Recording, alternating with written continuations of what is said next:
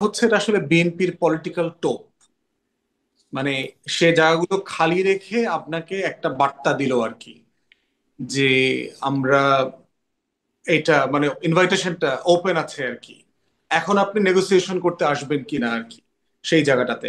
আবার এটাও তো রিপোর্ট আসছে যে লক্ষ্মীপুর একে আপনার এলডিপির সেলিম ভাইকে বিএনপি অলরেডি গ্রিন সিগন্যাল দিয়ে দিয়েছে। তো সেটা আবার আছে, তো এই জন্য প্রশ্ন হচ্ছে যে মানে এই আলোচনাটাতে মানে আপনি এখনো কোথাও যেতে পারবেন না আর কি। বাট এনসিপির মধ্যে এই ডায়লেমাটা আছে আর কি, যে তিন ধরনের রিয়েলিটি, তিন ধরনের ফোর্স সেখানে কাজ করতেছে, এবং তারা এই সবগুলো স্বার্থ, পক্ষে বিপক্ষের বেনিফিট তারা ভাবছে। এবং জি রাজনৈতিক দল হিসেবে তার এই ভাবার জায়গাটা যৌক্তিক, কারণ সে তো তার জি। একটা ফিউচারের ভাব বিবেচনাটা তাকে মাথায় রাখতে হবে। আর আসিফ মাহমুদ আর মাহফুজ আলম তারা কি ভাবছে, এটা কি আপনি জানেন? মানে জানবার সুযোগ হয়েছে যে পলিটিক্যাল টোপ যেটি বিএনপি দিচ্ছে, এটা কি তারা গিলতে আগ্রহী নাকি না? এটা তো টকশোতে আপনাকে তাদের দুজনকে ইনভাইট করতে হবে, ইনভাইট করে করতে হবে যে যে তারা আসলে তো হয়তো আর সরাসরি বলবেন না যে আমরা টোপ গিলার জন্য বসে আছি বা আমরা টোপ গিলবো না। কিন্তু আপনার মানে যোগাযোগ জানাশোনা, তাদের সাথে কথা বলা হয়, সেখান থেকে জানতে আছে আপনাদের তো, আপনার তো বিশেষ করে এদের সাথে একটা যোগাযোগ আছে। মাননীয় উপদেষ্টাদের সাথে তো আমরা রাষ্ট্র নিয়ে সরকার নিয়ে কথা বলি, তাদের হুম। সাথে আমাদের জনগণের সাপেক্ষে দাবি দেওয়া নিয়ে কথা বলি। আমরা তো রাজনীতি নিয়ে কথা বলি এনসিপির লোকদের সাথে আর কি, এনসিপি নেতৃবৃন্দের সাথে আর কি। আচ্ছা, উপদেষ্টা তার মানে দলীয় রাজনীতি নিয়ে কথা বলা যায় না। জি, জি। অনেক ধন্যবাদ ব্যারিস্টার ফুয়াদ। আমি মাসুদ কামাল আপনার কাছ থেকে একটু জানতে চাই, টোপ বিএনপির, এটি কি বিএনপির টোপ? উপদেষ্টারা এই বিষয়ে কি ভাবছেন? আপনার কি বিশ্লেষণ? শুনেন, আমার বিশ্লেষণ হলো গিয়ে, যে দুই উপদেষ্টার কথা আপনি বললেন তাদের আমি নির্বাচন করার কোনো সুযোগ দেখি না। স্ট্রেট ওয়েতে আমার এটা মূল বক্তব্য, আমি কোনো সুযোগ দেখি না। এটা সুযোগ, তারা নির্বাচন করলে এই সরকারের নিরপেক্ষতা ক্ষুণ্ণ হবে, এবং অলরেডি হচ্ছে। যতটুকু হয়ে গেছে আরো বাড়বে। এটা ওই মানে ওই পক্ষপাতিত্ব, মানে পক্ষপাত দুষ্টতা আরো বাড়বে আমি মনে করি। কারণ সরকারের কেউ যদি নির্বাচনে আসে, তাহলে এই নির্বাচন ওই সরকারের পক্ষে করা উচিত না, এটা নৈতিকভাবে উচিত না। এবং সেই কারণে আমি এটাও মনে করি নাহিদ ইসলামেরও এই কারণে নির্বাচন করা উচিত না। উনি তো এই সরকারের পার্ট ছিলেন, এখন নাই, তাতে কি আছে? আপনি ওই সময় কাজ করে নিছেন, যে আপনি এটা করতে পারেন না, আপনার উচিত হবে না নির্বাচন করাটা। তাহলে এই সরকারের নিরপেক্ষতা আমি মনে করি ক্ষুণ্ণ হবে। এগুলো একটা বিষয়। আর দ্বিতীয় একটা বিষয়, আমি আবার আগেও বলেছি যে বিএনপির যে পলিটিক্স, বিএনপির যারা ভোটার, তাদের মাধ্যমে জিতে আসার জন্য এই এনসিপির কাউকে নেওয়া তাদের জন্য কোনো বাড়তি মাইলেজ দেবে না, স্ট্রেট হতে দেবে না। দেখেন, এগুলি কোনো কতগুলি বিষয় আছে, আমি বলি আপনাকে। ওই যে বলে না যে রাজনীতিতে কোনো শেষ কথা নাই, ওগুলো মাঠের বক্তৃতা দিয়েছি, এগুলো তারা বলে এক ধরনের আত্মতৃপ্তি পায়, অথবা আত্মতৃপ্তি অথবা আত্মসন্তুষ্টি বলতে পারেন আপনি, অথবা আত্মপক্ষ সমর্থনের একটা খোরা অজুহাত হতে পারে। মানুষ কিন্তু শুনে ফেলে। মানুষ যখন শুনে আপনি কি বলছেন, দেখেন, আপনি যখন কথা বলা হয় না যে কথা এবং তীর একবার বলে ফেললে আর ফেরত আনা যায় না। তো এই যেমন আজকে নাসিরুদ্দিন পাটোয়ারি বলে ফেললেন যে আমরা এরকম কিচ্ছু করছি না, মতি ভাইকে নিয়ে উনি হাসি ঠাট্টাও করলেন, সবই করলেন। এখন যদি পরে প্রমাণিত হয় যে আসলেই তারা এরকম চেয়েছে, যদি পরে প্রমাণিত হয় তারা এই ধরনের আঘাত করছে, তখন কিন্তু আবার উল্টোটা মতিউর রহমান বলবেন। তখন আবার আমি বলবো এই যে আপনি কি রাজনীতি করেন, একবার এক এক কথা কন, ওই যে তাই না? শেষ কথা বলে কিছু নাই, তখন হ্যাঁ, তারা এটা কাজে বলবে। জি। এইগুলি আসলে ঠিক না। এগুলি বলার সময় খেয়াল করা উচিত আমি কি বলছি। এবং এটা আপনি ভুলে যাবেন। আমরা কিন্তু অনেক সময় কিন্তু বানাই বানাই অনেক কথা বলি, যে বলে সে ভুলে যায়, কিন্তু যে শোনে সে কিন্তু ভুলে না। সে কিন্তু ধরে ফেলে, এই ভাই আপনি তো এই কথা বলেন না, আগে যে এই অন্য কথা বলছেন, এখন এটা বলতেছেন কেন? যদি বলতে না পারে, মনে মনে সিদ্ধান্ত নেয় যে এই লোকটা একটা বাটপার। এখন এরকম হওয়ার কিন্তু তার আশঙ্কার মধ্যে পড়ে যাবে এখন। তো এই জন্য আপনার ওনাদের, আমি যেটা মনে করি পার্সোনালি, যেমন আসিফ মাহমুদ সজীব ভুঁইয়া, আমি অনেক চিন্তা করলাম ওই দিন যে উনি মানে যদি তাকে যদি নিয়ে আসে বিএনপি, তাকে বিএনপি যখন প্রজেক্ট করবে, যে তাকে যখন জনগণের সামনে উপস্থাপন করবে, তার পক্ষে কি বলবে? গত 1.5 বছরে আসিফ মাহমুদ সজীব ভুঁইয়া কি কি অর্জন করেছেন, কি কি কাজ করেছেন, যা দিয়ে বলা যায় যে এই লোকটা খুবই অসাধারণ একজন সম্ভাবনাময় প্রতিভাশালী ব্যক্তি একজন। কি বলবে আমি কিন্তু খুঁজে পাচ্ছি না। বুলেট নিয়ে বিদেশ যাও এটা বলবে, নিজের এলাকায় অতিরিক্ত বরাদ্দ নেওয়া এটা বলবে, এটা কি বলবেটা কি? মেয়রকে নির্বাচন করতে না দেওয়া, শপথ দিতে না দেওয়া, এটা বলবে কোনটা? আমি কিন্তু খুঁজে পাই না। তো এরকম একজন ব্যক্তিকে বিএনপির সঙ্গে নেবে কেন? মানুষের প্রশ্নের জবাব দেওয়ার জন্য? ভাই, আমি আবার বলি আপনাকে একটা কথা, এই যেটা মানে মূল কথা, এটা কিন্তু বিএনপি হয়তো টের পাচ্ছে কিনা আমি জানি না। হুম, মূল কথা হলো ভাই, 2008-এর আগে যে নির্বাচনে যে ধারা ছিল যে হুজুগেরকে ভোট দিবে, আমার মনে হয় এটা ভুলে যান। জি। ওটা যদি মানে মনে করেন, তাহলে এই আলোচনাটা কেন? মানে এই আলোচনাটা বা এটি তো একটা ধারণার চেয়েও বড় আকারে মানে চলছে যে আসিফ মাহমুদ এবং মাহফুজ আলম তারা বিএনপি থেকে নির্বাচন করতে পারেন। এই বিষয়টা আসলো কোত্থেকে? যদি এটা করতে আসলাম যাই না, হয়তো কেউ আলোচনা করেছে, হয়তো বলেছে 2 তারিখে নাহিদ ইসলাম একটা ইন্টারভিউ দিয়েছিল, একটা প্রেস কনফারেন্স করছিল, ওখানে সে বলছিল এই কথাটা যে যদি কারোর সঙ্গে আমাদের নীতির মিলে, মতের মিল হয়, তাহলে আমরা করতেও পারি, তবে এগুলি এখন আলোচনা পর্যায়ে আছে, হয়তো এরকম আছে কেউ। সবচেয়ে বড় কথা কি বলি আপনাকে আমি, এবার ভাই এই নির্বাচনী জোটের ভবিষ্যৎ খুব অন্ধকার। এবার নির্বাচনী জোটের ভবিষ্যৎ খুবই অন্ধকার। হুম, কারণটা হলো কি, আপনি যে জোট করবেন আপনাকে ভোট করতে হবে নিজের মার্কা নিয়ে। এখন নিজের মার্কা নিয়ে যদি আপনি ভোট করেন, দেখেন নিজের দল বিএনপির সঙ্গে সে আছে, বিএনপি একজনকে মনোনয়ন দিয়েছে, তারপরেও কিন্তু বিদ্রোহ হচ্ছে। আর যাকে চেনে না জানে না এরকম একজন লোককে আপনি মনোনয়ন দিবেন, সে জায়গায় ওখানে তার মার্কা নিয়ে দাঁড়াবে, মনে করেন শাপলার কলি নিয়ে দাঁড়াবে, আর ধানের শীষে সবাই শাপলার কলির উপর ঝাঁপাইয়া পড়ে ভোট দিবে। ভাই, বাংলাদেশে ভোটাররা এখনো ওরকম পর্যায়ে যায় নাই। হুম। তখন ওখানে কিন্তু আবার হবে কি জানেন, ওখানে বিএনপির যে সম্ভাব্য প্রার্থী ছিল উনি হয়তো স্বতন্ত্র দাঁড়ায় যাবে। যদি স্বতন্ত্র দাঁড়ায় যায় তখন তার কাছে কিন্তু গোহারা হাঁটতে পারে। কারণ এই লোকটা তো জি। ভাই, শুনেন, ওই এলাকা বিএনপির রাজনীতি গত 15 বছর রাজনীতি কি, বিএনপির গত 15 বছরের রাজনীতির সবচেয়ে মাপকাঠিটা হলো যে কে কত নির্যাতিত হয়েছে। এবং লোকে তো বলবে যে নির্যাতিত আমি হয়েছি, ওকে, ও তো এখানে আসে না, ও তো আগে ছাত্রলীগ করতো, ছাত্রলীগের লোক ছিল, এখন আসছে যেমন আমি ধরেন পঞ্চগড়ের উদাহরণটা আমি বলি, পঞ্চগড়ের এখানে সাথী সারাম দাঁড়াইছে, সে তো ছাত্রলীগ করতো আগে, করতো না? এখন সে হুম, ছাত্রলীগ, এখন সে এখানে এসে পড়ছে। এখন সে ওখানকার যারা লোকজন আছে, যারা নাকি বিএনপি যারা নির্যাতিত, ওরা কি তখন তো তাকে দেখছে, সে তো ছাত্রলীগের বড় বড় নেতাদের নিয়ে তার এলাকাতেও গেছে। মানুষ কি সহজে ভুলে যাবো? মানুষের মন কি ব্ল্যাকবোর্ড নাকি যে আপনি ডাক্তার দিয়ে বুঝে বললেন? এত সহজ না রে ভাই, এই যে থেকে যাবে জি। এগুলো, এই যে এটা সহজ হবে না। আমি মনে করি এবারের নির্বাচনে, জোটের নির্বাচনের ভোট মানে সহজ হবে না যারা জোটে থেকে জি, আসবে। আপনি বলেছেন যে সেটার ভবিষ্যৎ অন্ধকার। আমি শেষ মানে আমরা যখন নির্বাচনের আগে মনোনয়ন, জোট ইত্যাদি নিয়ে এত কথা বলছি, নির্বাচনের আগে গণভোট সেই বিষয়টাও আলোচনা থেকে কিছু তথ্য পেয়েই আমি আলোচনা। রাশিদ রহমান, আপনি আপনার ফেসবুক পোস্টে লিখছেন যে আলহামদুলিল্লাহ এইমাত্র জানতে পারলাম ভারতে একটি সর্বদলীয় সভা হয়েছে যেখানে সর্বসম্মতিক্রমে জননেত্রী শেখ হাসিনাকে সসম্মানে পূর্ণ নিরাপত্তায় বাংলাদেশে প্রত্যাবর্তন করবার সিদ্ধান্ত গৃহীত হয়েছে। অত্যন্ত গোপনীয়তার সাথে এই গুরুত্বপূর্ণ বৈঠক অনুষ্ঠিত হয়। জয় বাংলা, জয় বঙ্গবন্ধু। আপনার পোস্ট থেকে পড়লাম। আপনি এই যে শেখ হাসিনাকে ফিরিয়ে নেয়ার পূর্ণ নিরাপত্তায় প্রত্যাবর্তন করবার সিদ্ধান্ত গৃহীত হয়েছে, এই তথ্যটির উৎস কি, কোথা থেকে জানলেন, কিভাবে জানলেন, কে দিল এই তথ্য? ডক্টর কলিমুল্লাহ এরকম কথা বলছেন, যার কারণে আপনাদের দুজনকে নিয়ে আজকের এই বিশেষ আয়োজন। জি, রাশিদ রহমান। আপনাকে ধন্যবাদ আমাকে আজকের অনুষ্ঠানে আমন্ত্রণ জানানোর জন্য। প্রথম কথা হচ্ছে, আমাদের তো বিভিন্ন পর্যায়ের বন্ধু বান্ধব পৃথিবীর বিভিন্ন জায়গায় আছে। এখন সঙ্গত কারণে আপনাকে আমাকে কে বলেছেন সেটা আমি বলতে যাব না। তার থেকেও বড় কথা হচ্ছে যে আমার কাছে মনে হয়েছে যে নিউজটা খুবই প্রাসঙ্গিক বর্তমান পরিস্থিতির সাথে।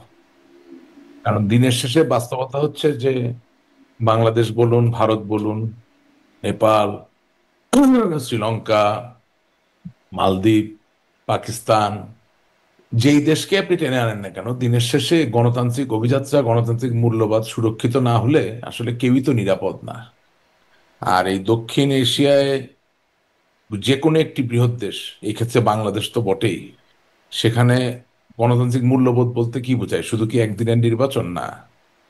জুলাই আগস্টের যে আন্দোলনটা হয়েছে সেখানে অবশ্যই অনেকগুলো কারণ মিলেই তো এই পরিবেশ বা পরিস্থিতি তৈরি হয়েছে। সেখানে নির্বাচনও একটা আলোচ্য বিষয় ছিল বটে, তাই না? তা নির্বাচনটা কেন? গণতন্ত্রের জন্য। এখন কোন দেশে প্রতিদিন যদি মৃত্যু উপত্যকায় পরিণত হয়, কোন দেশে আপনি যদি বিনা বিচারে মৃত্যুবরণ করেন, সেটা আগে পেছনে অথবা ভবিষ্যৎ যেভাবে আপনি হিসেবে ধরেন না কেন, সেটা যে খুব শুধুমাত্র বাংলাদেশের জন্য বাংলাদেশের মাঝে সীমাবদ্ধ থাকবে তা না, সেটা তো পৃথিবীর অন্য সকল দেশকে প্রভাবিত করবে।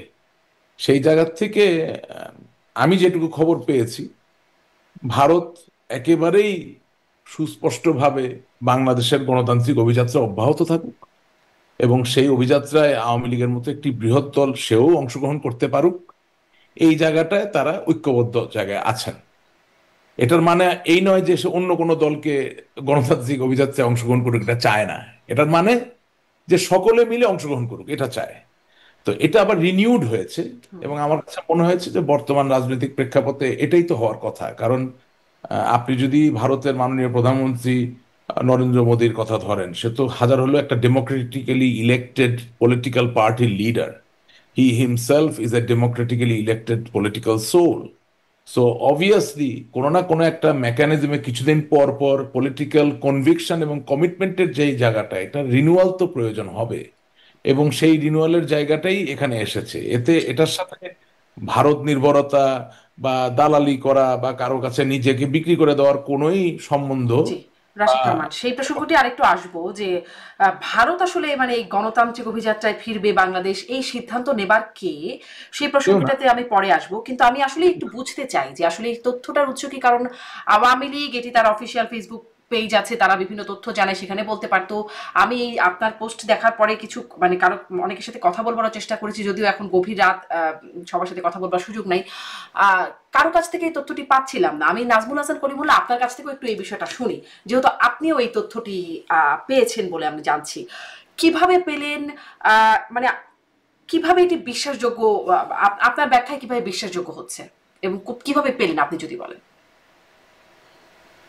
ধন্যবাদ। দেখুন, আমি সম্মানীয় রাশেক রহমানের যে বক্তব্যটি সেটি গভীর মনোযোগ দিয়ে শুনলাম এবং আমি যে সূত্র থেকে জেনেছি সেটি আবার রাশেক রহমানের সূত্রের সঙ্গে ট্যালি করে রাশিক রহমান তো সূত্রটা বললেন না। সূত্র। তবে না, উনি বললেন না। আমি যেটি প্রকাশ্যে বলবো সেটি হচ্ছে তরুণ ঘোষ। তিনি আমার মতো একজন টকশো শিল্পী, ভারতের নাগরিক, এবং আরেকজন তাকে দুজনকে আমি এ বিষয়ে বলতে শুনেছি ভার্চুয়ালি। এবং তরুণ ঘোষ আরেক ধাপ এগিয়ে বলেছেন যে এই সর্বদলীয় পার্লামেন্টারি যে বৈঠক, তার আগে ভারতের মহামান্য রাষ্ট্রপতি মুর্মু তার সঙ্গে মাননীয় প্রধানমন্ত্রী নরেন্দ্র মোদী তিনিও দেখা করেছেন এবং অবহিত করেছেন বিষয়টি। 1, 2, 3 নম্বর যে বিষয়টি সেটি হচ্ছে আপনার ভারত সরোগেট মাদার বা ধাত্রী মাতা হিসেবে ভূমিকা পালন করেছে মহান মুক্তিযুদ্ধের সময়। এবং অনেকে আরেকটু খোলাসা করে বলেন যে বাংলাদেশ রাষ্ট্রের আতুরঘর হচ্ছে ফোর্ট উইলিয়াম, অর্থাৎ ইস্টার্ন কমান্ডের যে সদর দপ্তর সেখানটায়। এবং এখানে একটা সাজ রবও আছে। আপনার বেশ কিছুদিন ধরে যে কথাটি চাউর হয়েছে যে ভারত দুটি ক্যাটাগরাইজেশন ফেলেছে সারা বিশ্বের দেশগুলোকে। সবচেয়ে ওভারওয়েলমিং মেজরিটি কান্ট্রিজ তারা মিত্র, আর হাতে গোনা কটি দেশ তারা শত্রু রাষ্ট্র। তার মধ্যে সম্প্রতি 6টি রাষ্ট্রের আপনার লেভেলিং তারা করেছেন। তার মধ্যে 5ম স্থানে আছে বাংলাদেশ শত্রু রাষ্ট্র হিসেবে। খেয়াল করেন, এটি খুবই গুরুত্বপূর্ণ একটা, আমি মনে করি, ডিজুরো বেসিস যে আপনার 71-এ মুক্তিযুদ্ধের সময়ও ইন্দিরা সরকার প্রায় 1 বছর ধরে নানান রকম প্রিপারেটরি গ্রাউন্ড তৈরি করেছে এবং 6 ডিসেম্বর যে যুদ্ধ ঘোষণার ব্যাপারটি ঘটেছিল সেটারও একটা পরতে পরতে প্রিপারেশন ছিল। নভেম্বর থেকেই যশোর সেক্টরে ভারতীয় আপনার ট্যাঙ্ক প্রবেশ করেছিল বলে পাকিস্তানিরা দাবি করছিল। এখন তার একেবারে উড়িয়ে দেওয়া যায় না। ইনফরমালি প্রবেশের পরে যখন পাকিস্তান বিমান হামলা করে বসলো ভারতে, সম্ভবত 3রা ডিসেম্বর, তারপর ভারতের আর কোনো উপায় ছিল না যুদ্ধ ঘোষণা না করে, কারণ that was a unilateral aggression, aggressive posture, যেটি সম্প্রতি আমরা দেখেছি ইসরায়েল হুম। ইউনিল্যাটারালি অ্যাকশনে গেছে এগেনস্ট আইরান, সেরকম একটা বিষয়। তো যাই হোক, ইতিহাসের অংশ। বাংলাদেশের সামনে কিছু একটা ঘটতে চলেছে, তার প্রিপারেটরি অংশ হিসেবে এই যে শত্রু রাষ্ট্র হিসেবে চিহ্নিত করা, তারপর আম পাঠানোর যে ম্যাঙ্গো ডিপ্লোমেসি, সেটার ভেতরে খবর সেটি হচ্ছে আমরা পাঠিয়েছি আম, কিন্তু সবিনয়ে তা গ্রহণ করা হয়নি। শেষ পর্যন্ত দূতাবাসের আমাদের লোকজনই বা তার পরিবার পরিজন সেটা কনজিউম করেছেন। জি জি, কিন্তু আরেকটি এই যে বিষয়, মানে সেটি হচ্ছে সর্বদলীয় বৈঠকে যে আপনার সিদ্ধান্ত হয়েছে বলে বলছেন ডক্টর কলিমুল্লাহ, মানে ভারতের মিডিয়া, তরুণ ঘোষের বরাত আপনি দিচ্ছেন, কিন্তু ভারতের মিডিয়াতে তো আমি অনেকগুলো পত্রিকা মানে মেইন স্ট্রিম দেখবার চেষ্টা করলাম, তারা অপারেশন সিন্দুর নিয়ে কথা বলছেন, ট্রাম্পের পলিসি নিয়ে কথা বলছেন, কিন্তু বাংলাদেশের প্রধানমন্ত্রীকে বাংলাদেশে প্রত্যাবর্তনের বিষয়ে কিছু কথা হয়েছে, সেখানে তো এটি আসছে না। মানে ভারতের মিডিয়াতে আবার অনেক রকম মিডিয়াতে কথাবার্তা হয়, অনেক গুজব হয় ভারতে। এটি গুজব না, আপনারা কিভাবে নিশ্চিত হচ্ছেন? কারণ আওয়ামী লীগ তো এটি এটা দাবি করছে না কোথাও। শুনেন, করবার কথা নয়। হুম। আমি রাশেদ রহমান বোধহয় কিছু বলতে চেয়েছিলেন। আহ, আপনারটুকু শুনে নিয়ে একই প্রশ্ন রাশেদ রহমানকেও করবো, আপনার কাছ ঠিক থেকে আছে, একটু শুনে ওকে, নিই একটু। ঠিক আছে। তো আমি যেটি বলবো সেটি হচ্ছে আহ, এটিও শোনা গেছে যে সপ্তাহখানেক আগে মাননীয় ভারতের প্রধানমন্ত্রী নরেন্দ্র মোদী শিলগুড়ি নেক, যেটাকে চিকেন নেক বলি আমরা, সেই জায়গায় তার পদচিহ্ন এঁকে গেছেন, ঘুরে গেছেন, পার্সোনাল টাচ দিয়ে গেছেন। সেটাও খুব সাজেস্টিভ। এক, এখন আপনার কতগুলো অপশন আছে, তার মধ্যে একটি হচ্ছে সার্জিক্যাল স্ট্রাইক, আরেকটি হচ্ছে আপনার ড্রোন হামলার মতো কিছু বিষয়, আরেকটি হচ্ছে একেবারে সরাসরি আপনার বেলিজারেন্ট একটা পোস্টার নিয়ে এগিয়ে আসা, এবং তার ফলে ডিজুরো বেসিস যেটা অলরেডি তৈরি হয়েছে, শত্রু রাষ্ট্রের বিরুদ্ধে কিন্তু আপনি অ্যাকশনে যেতে পারেন, মিত্র রাষ্ট্রের হুম। বিরুদ্ধে নয়।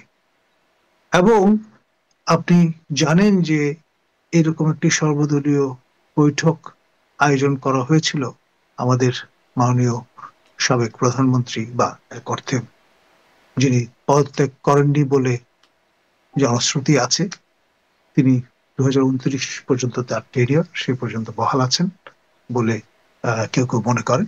তো সেই বিষয়টা সঙ্গে এটার একটা যোগসূত্র আছে, যে তিনি হয়তো পূর্ণ নিরাপত্তা সহ উইথ ডিগনিটি বাংলাদেশে প্রত্যাবর্তন করতে পারেন। হুম। এবং সেই সঙ্গে আরেকটি সম্ভাবনা আছে হয়তো, যে বর্তমান যে ইউনূস শাহী হুকুমত আছে, এই হুকুমতের আমলে হয়তো নয়, পরবর্তী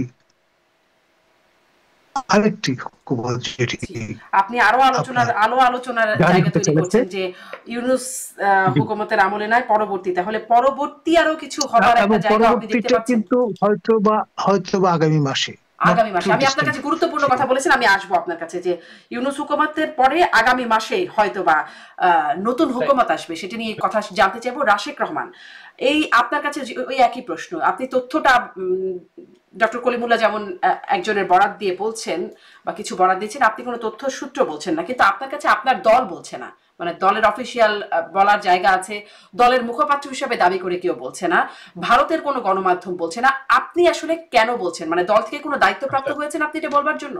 আচ্ছা, প্রথম কথা হচ্ছে যে দলের মুখপাত্র আছে নাকি কেউ? জানা নাই, মাঝখানে কয়েকজন দাবি করেছেন, কিন্তু নাই কেন? আপনি এত বড় প্রোগ্রাম করতেছেন, আপনি আমি জানেন। বলেছিলাম আপনাকে, আমাদের একটা কথা হয়েছে, মোহাম্মদ এ আরাফাত একটা সময় বলেছে, একটা দাবি করেছেন আপনি মূল আমাকে মুখপাত্র হিসেবে। জিজ্ঞাসা করেন, তাহলে যেটা হয় কি, যে আমাকে যে আপনি আমন্ত্রণ জানালেন না, ওই জায়গাটাকে ছোট করা হয়ে যায়। দলের মুখপাত্র আছে কিনা আপনিও জানেন না, আমি বিশ্বাস করি। ওই যে ওই একবারই দেখে জেনেছিলাম, তারপরে আর জানি না। বিবিসিও মুখপাত্র বলে বরাদ না দিচ্ছে, না না, কিন্তু নাম আপনি বলে তো না। আপনি তো একজন প্রতিষ্ঠিত গণমাধ্যম কর্মী, আপনি তো কোনো কাগজ পান নাই। হুম হুম বাংলাদেশ আওয়ামী লীগের মুখপাত্র হওয়া তো মুখের কথা না। আমি হুম এসে হুম বললাম আহা হা আমি আগামীকালকে থেকে মুহূর্ত, ব্যাপারটা তো এরকম না। বাংলাদেশ আওয়ামী লীগের একটা সেন্ট্রাল কমিটি আছে, বাংলাদেশ আওয়ামী লীগের একটা প্রেসিডিয়াম আছে, সকলে মিলে একটা সিদ্ধান্ত নিবেন।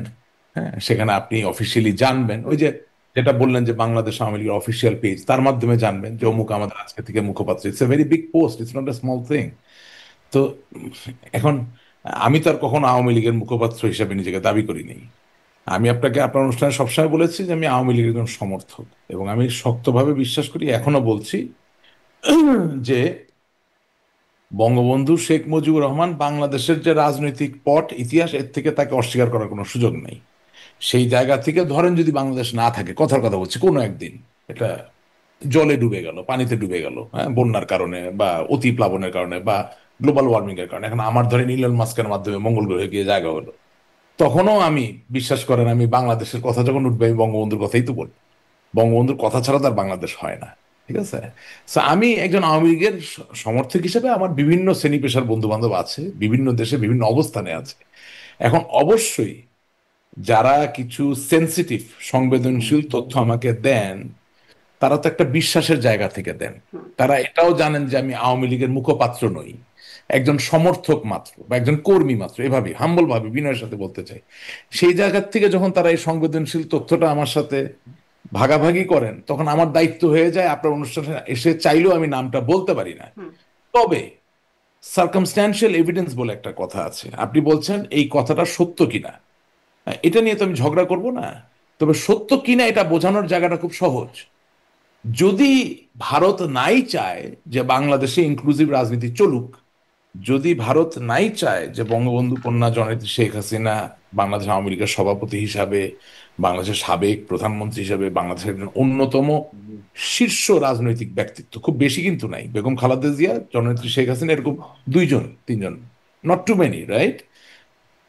এই লোকগুলো নির্বিঘ্নে তাদের রাজনৈতিক কর্মকাণ্ড চালাবে, এটা যদি চায়, এটা আমি বিশ্বাস করি তখন যখন আমি দেখি যে বাংলাদেশ আওয়ামী লীগের 40,000 থেকে 50,000 লোক ভারতে অবস্থান নিয়ে, আশ্রয় নিয়ে, সেখান থেকে ক্ল্যান্ডেস্টিন ভাবে হোক বা ভার্চুয়ালি হোক তাদের রাজনৈতিক কর্মকাণ্ড চালিয়ে যেতে পারছে। সুতরাং ঘটনা যে সত্য, এটা নিয়ে কোনো সন্দেহ থাকার কোনো সুযোগ নাই।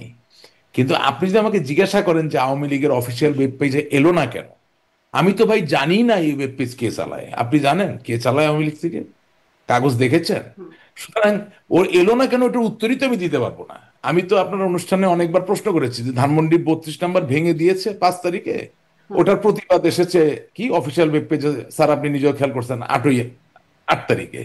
তো 3 দিন এমনই অফিসিয়াল ওয়েব পেজ যে 3 দিন ধরে হয়তো বা প্রতিবাদ জানাইতে পারেনি। এখন ওটার ভিতরে ঢুকা তো আমার কাজ না। আমি আমার নেতা কর্মীর মনটা বুঝি, হুম বেচারারা খুব কষ্টে আছে, ব্যথায় আছে, অত্যাচারিত, লাঞ্ছিত, নির্যাতিত অবস্থায় আছে। সেই অবস্থায় আমার কোনো একজন বন্ধু, যাকে আমি মূল্য দিই, যাকে আমি বিশ্বাস করি, তিনি হয়তো বা আমার স্কুলে পড়া বন্ধু নন, আমার রাজনৈতিক ক্যারিয়ারের মাঝেই তার সাথে আমার বন্ধুত্ব হয়েছে, সে যদি স্বতঃপ্রণোদিত ভাবে আমাকে বলে যে এরকম একটা সিদ্ধান্ত হয়েছে বা আমরা তোমাদের পাশে তার আছি, মানে আপনি বিশ্বাসযোগ্য কোনো বন্ধুর সূত্রে, আপনি বলছেন যে বিশ্বাসযোগ্য কোনো বন্ধুর সূত্রে আমি পাচ্ছেন। আমার এই প্রশ্নটা একটু শোনেন, তারপর আপনি যোগ করে বলেন। জি, প্রশ্নটা হচ্ছে এই যে, তাহলে আপনি বলছেন যে এটা সংবেদনশীল তথ্য, আপনি এটি প্রকাশ কেন করছেন? না আমি প্রকাশ কেন করছি বলছি, এটা একটা মজার ব্যাপার। আপনি আবার, হ্যাঁ, এটা ওটার জন্য একটা স্পেস দিতে হবে, বলতেছি। তো যেটা হচ্ছে যে কোনো একদিন নিশ্চয়ই এই বন্ধুর কথা তো আমি বলতে পারবো, হুম এখন তো বলবো না। বললে তো যেটা প্রাসঙ্গিক তথ্য সেটা আমি আর ভবিষ্যতে পাবো না। ওনারও আসলে আমাকে যে তথ্য দেওয়ার কথা তা না, আমি অকপটে স্বীকার করছি, I am acting like a whistle blower. কিন্তু আল্লাহ তাআলা আমাকে রক্ষা করুন, কারণ মাঝে মাঝে হুইসেল ব্লোয়ার তো হতে হয়, হুম আমার দলটার জন্যই তো হতে হবে। আমি তো এই দলটাকে ভালোবাসি। আওয়ামী লীগ নিশ্চিহ্ন হয়ে যাবে, বাংলাদেশের স্বাধীনতার সাথে সম্পর্কিত কোনো দল বাংলাদেশের রাজনীতি করতে পারবে না, এটা তো আর মানতে পারছি না, আপনি যত যা কিছুই বলেন। বা দিনে দুপুরে আপনি নিয়ে রশি দিয়ে ঝুলে রাখবেন, গুলি করে মারবেন, হ্যাঁ, এটা তো আসলে হচ্ছে না, এটা তো মেনে নেওয়া যাচ্ছে না। আপনি 7 জন বীর শ্রেষ্ঠর মূর্তি ভেঙে ফেলতেছেন, আপনি বঙ্গবন্ধুর ভাস্কর্য ভেঙে ফেলতেছেন, আপনি জাতীয় 4 নেতার নাম মুছে ফেলতেছেন, এটা তো রাশেদ রহমান মেনে নিতে পারছে না।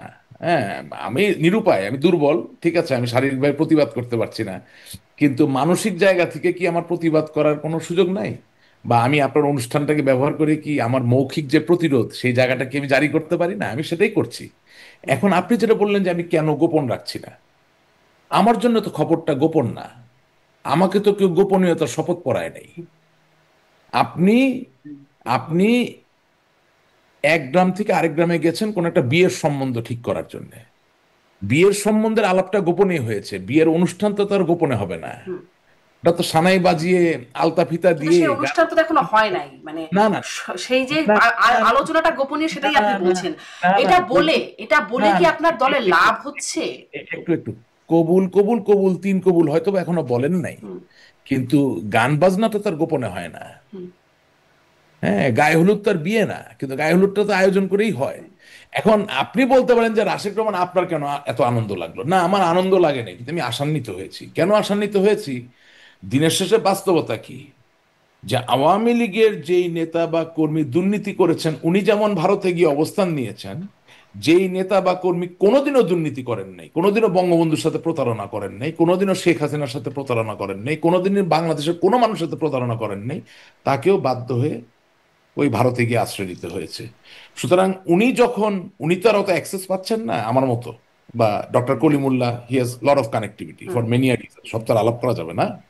তো the information that we get, আমি এর ভিতরে পকেটের ভিতরে রেখে দিতে পারি, but I feel love and extreme dedication to the people who believe in the real history of Bangladesh. It is as simple as that. এটার সাথে ক্ষমতা গ্রহণ করা, ক্ষমতা দখল করা, মন্ত্রী হওয়া, এমপি হওয়ার কোনো মানে সম্পৃক্ততা এটাতে নাই। আপনি আশান্বিত হবার মতো খবর বলে শেয়ার করছেন, কিন্তু আমার প্রশ্ন হচ্ছে না যে না, আসামি ভারত, তো কেন বলতে দেন, কেন? না আমিও প্রশ্নটাও করতে দেন, না, প্রশ্নটা হচ্ছে ভারত চাওয়ার কে, যে শেখ হাসিনা বাংলাদেশে ফিরবেন, রাজনীতি করবেন, এটি ভারত চাওয়ার কে, এক, এবং দুই, এই তথ্যের মাধ্যমে কি প্রমাণিত হচ্ছে? বাংলাদেশে আওয়ামী লীগ তার নিজ যোগ্যতায় ফিরতে পারে না, ভারত সর্বদলীয় সিদ্ধান্ত নিয়ে ফিরিয়ে দেবে। হ্যাঁ, এটাই ব্যাপার, যে বাংলাদেশে যে কোনো সময় যে কোনো নিউজ যখন রিলিজ হয়, যখন ফ্ল্যাশ হয়, তখন এটা আপনার কাজ, এটা আমি অ্যাপ্রিসিয়েট করি। এই যে আপনি তির্যকভাবে জিনিসটাকে দেখলেন, ব্যাপারটা আসলে ওরকম না। হ্যাঁ, প্রথম কথা হচ্ছে ভারত এখানে শেখ হাসিনাকে ফিরিয়ে দেওয়ার কোনো সিদ্ধান্তই নেয় নাই। You are misreading the line. Hmm, hmm, ভারতের কথাটা তো খুব সহজ। আমি আপনার বাসায় গেলাম, আমি আপনার অতিথি, হ্যাঁ, এখন আপনার দরজার বাড়ি থেকে একজন বলতেছে রাশিদ রহমানকে আপা তুলে দেন, ওটা পিটায় আজকে সোজা করে ফেলবো। You tell me as a host, what will you do?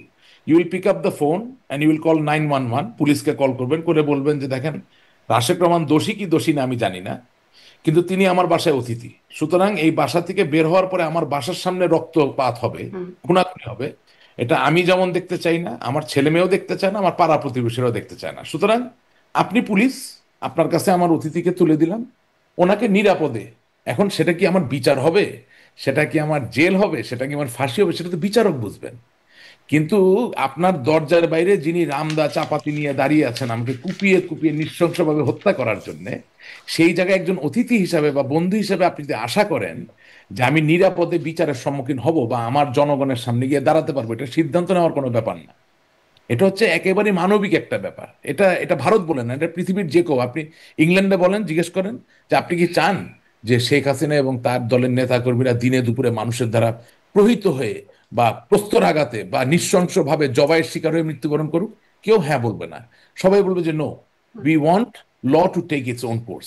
So এখানে যেটা বললেন প্রথম প্রশ্ন, এটা এখানে প্রাসঙ্গিক হচ্ছে না। দ্বিতীয় প্রশ্নটা কি ছিল আপনার, যে আমরা কি ভারত নির্ভর কিনা? না, হ্যাঁ, মানে ছিল প্রশ্ন? বাংলাদেশ আওয়ামী লীগ নিজ যোগ্যতায় পারে না, এটি প্রশ্ন, এবং এইটি না, প্রশ্ন যে ভারত সিদ্ধান্ত নেবার কে আচ্ছা, যে হ্যাঁ, বাংলাদেশের আমি প্রত্যাবর্তন আ- করবে। আমি আমি তো আপনার অনুষ্ঠানে এসে বলেছি যে আমাদের ভারত নির্ভরতা সেটা বন্ধুত্বের জায়গা থেকে, সেটা রাজনীতিকে এগিয়ে যাওয়ার জায়গা থেকে হতে পারে না। এটা হলে আমরা ক্ষতিগ্রস্ত হবো। আমি কিন্তু অকপট স্বীকারোক্তি আমি কিন্তু খুব যে রেখে ডেকে চিন্তা ভাবনা করে নিজের, আমি আগামী দিনে আমার ক্যারিয়ার কি, আমি দেশটাকে ভালোবেসে কথা বলি। ভারত, আওয়ামী লীগকে তার নিজের শক্তিতে প্রজ্বলিত হতে হবে, এটাই বাস্তব।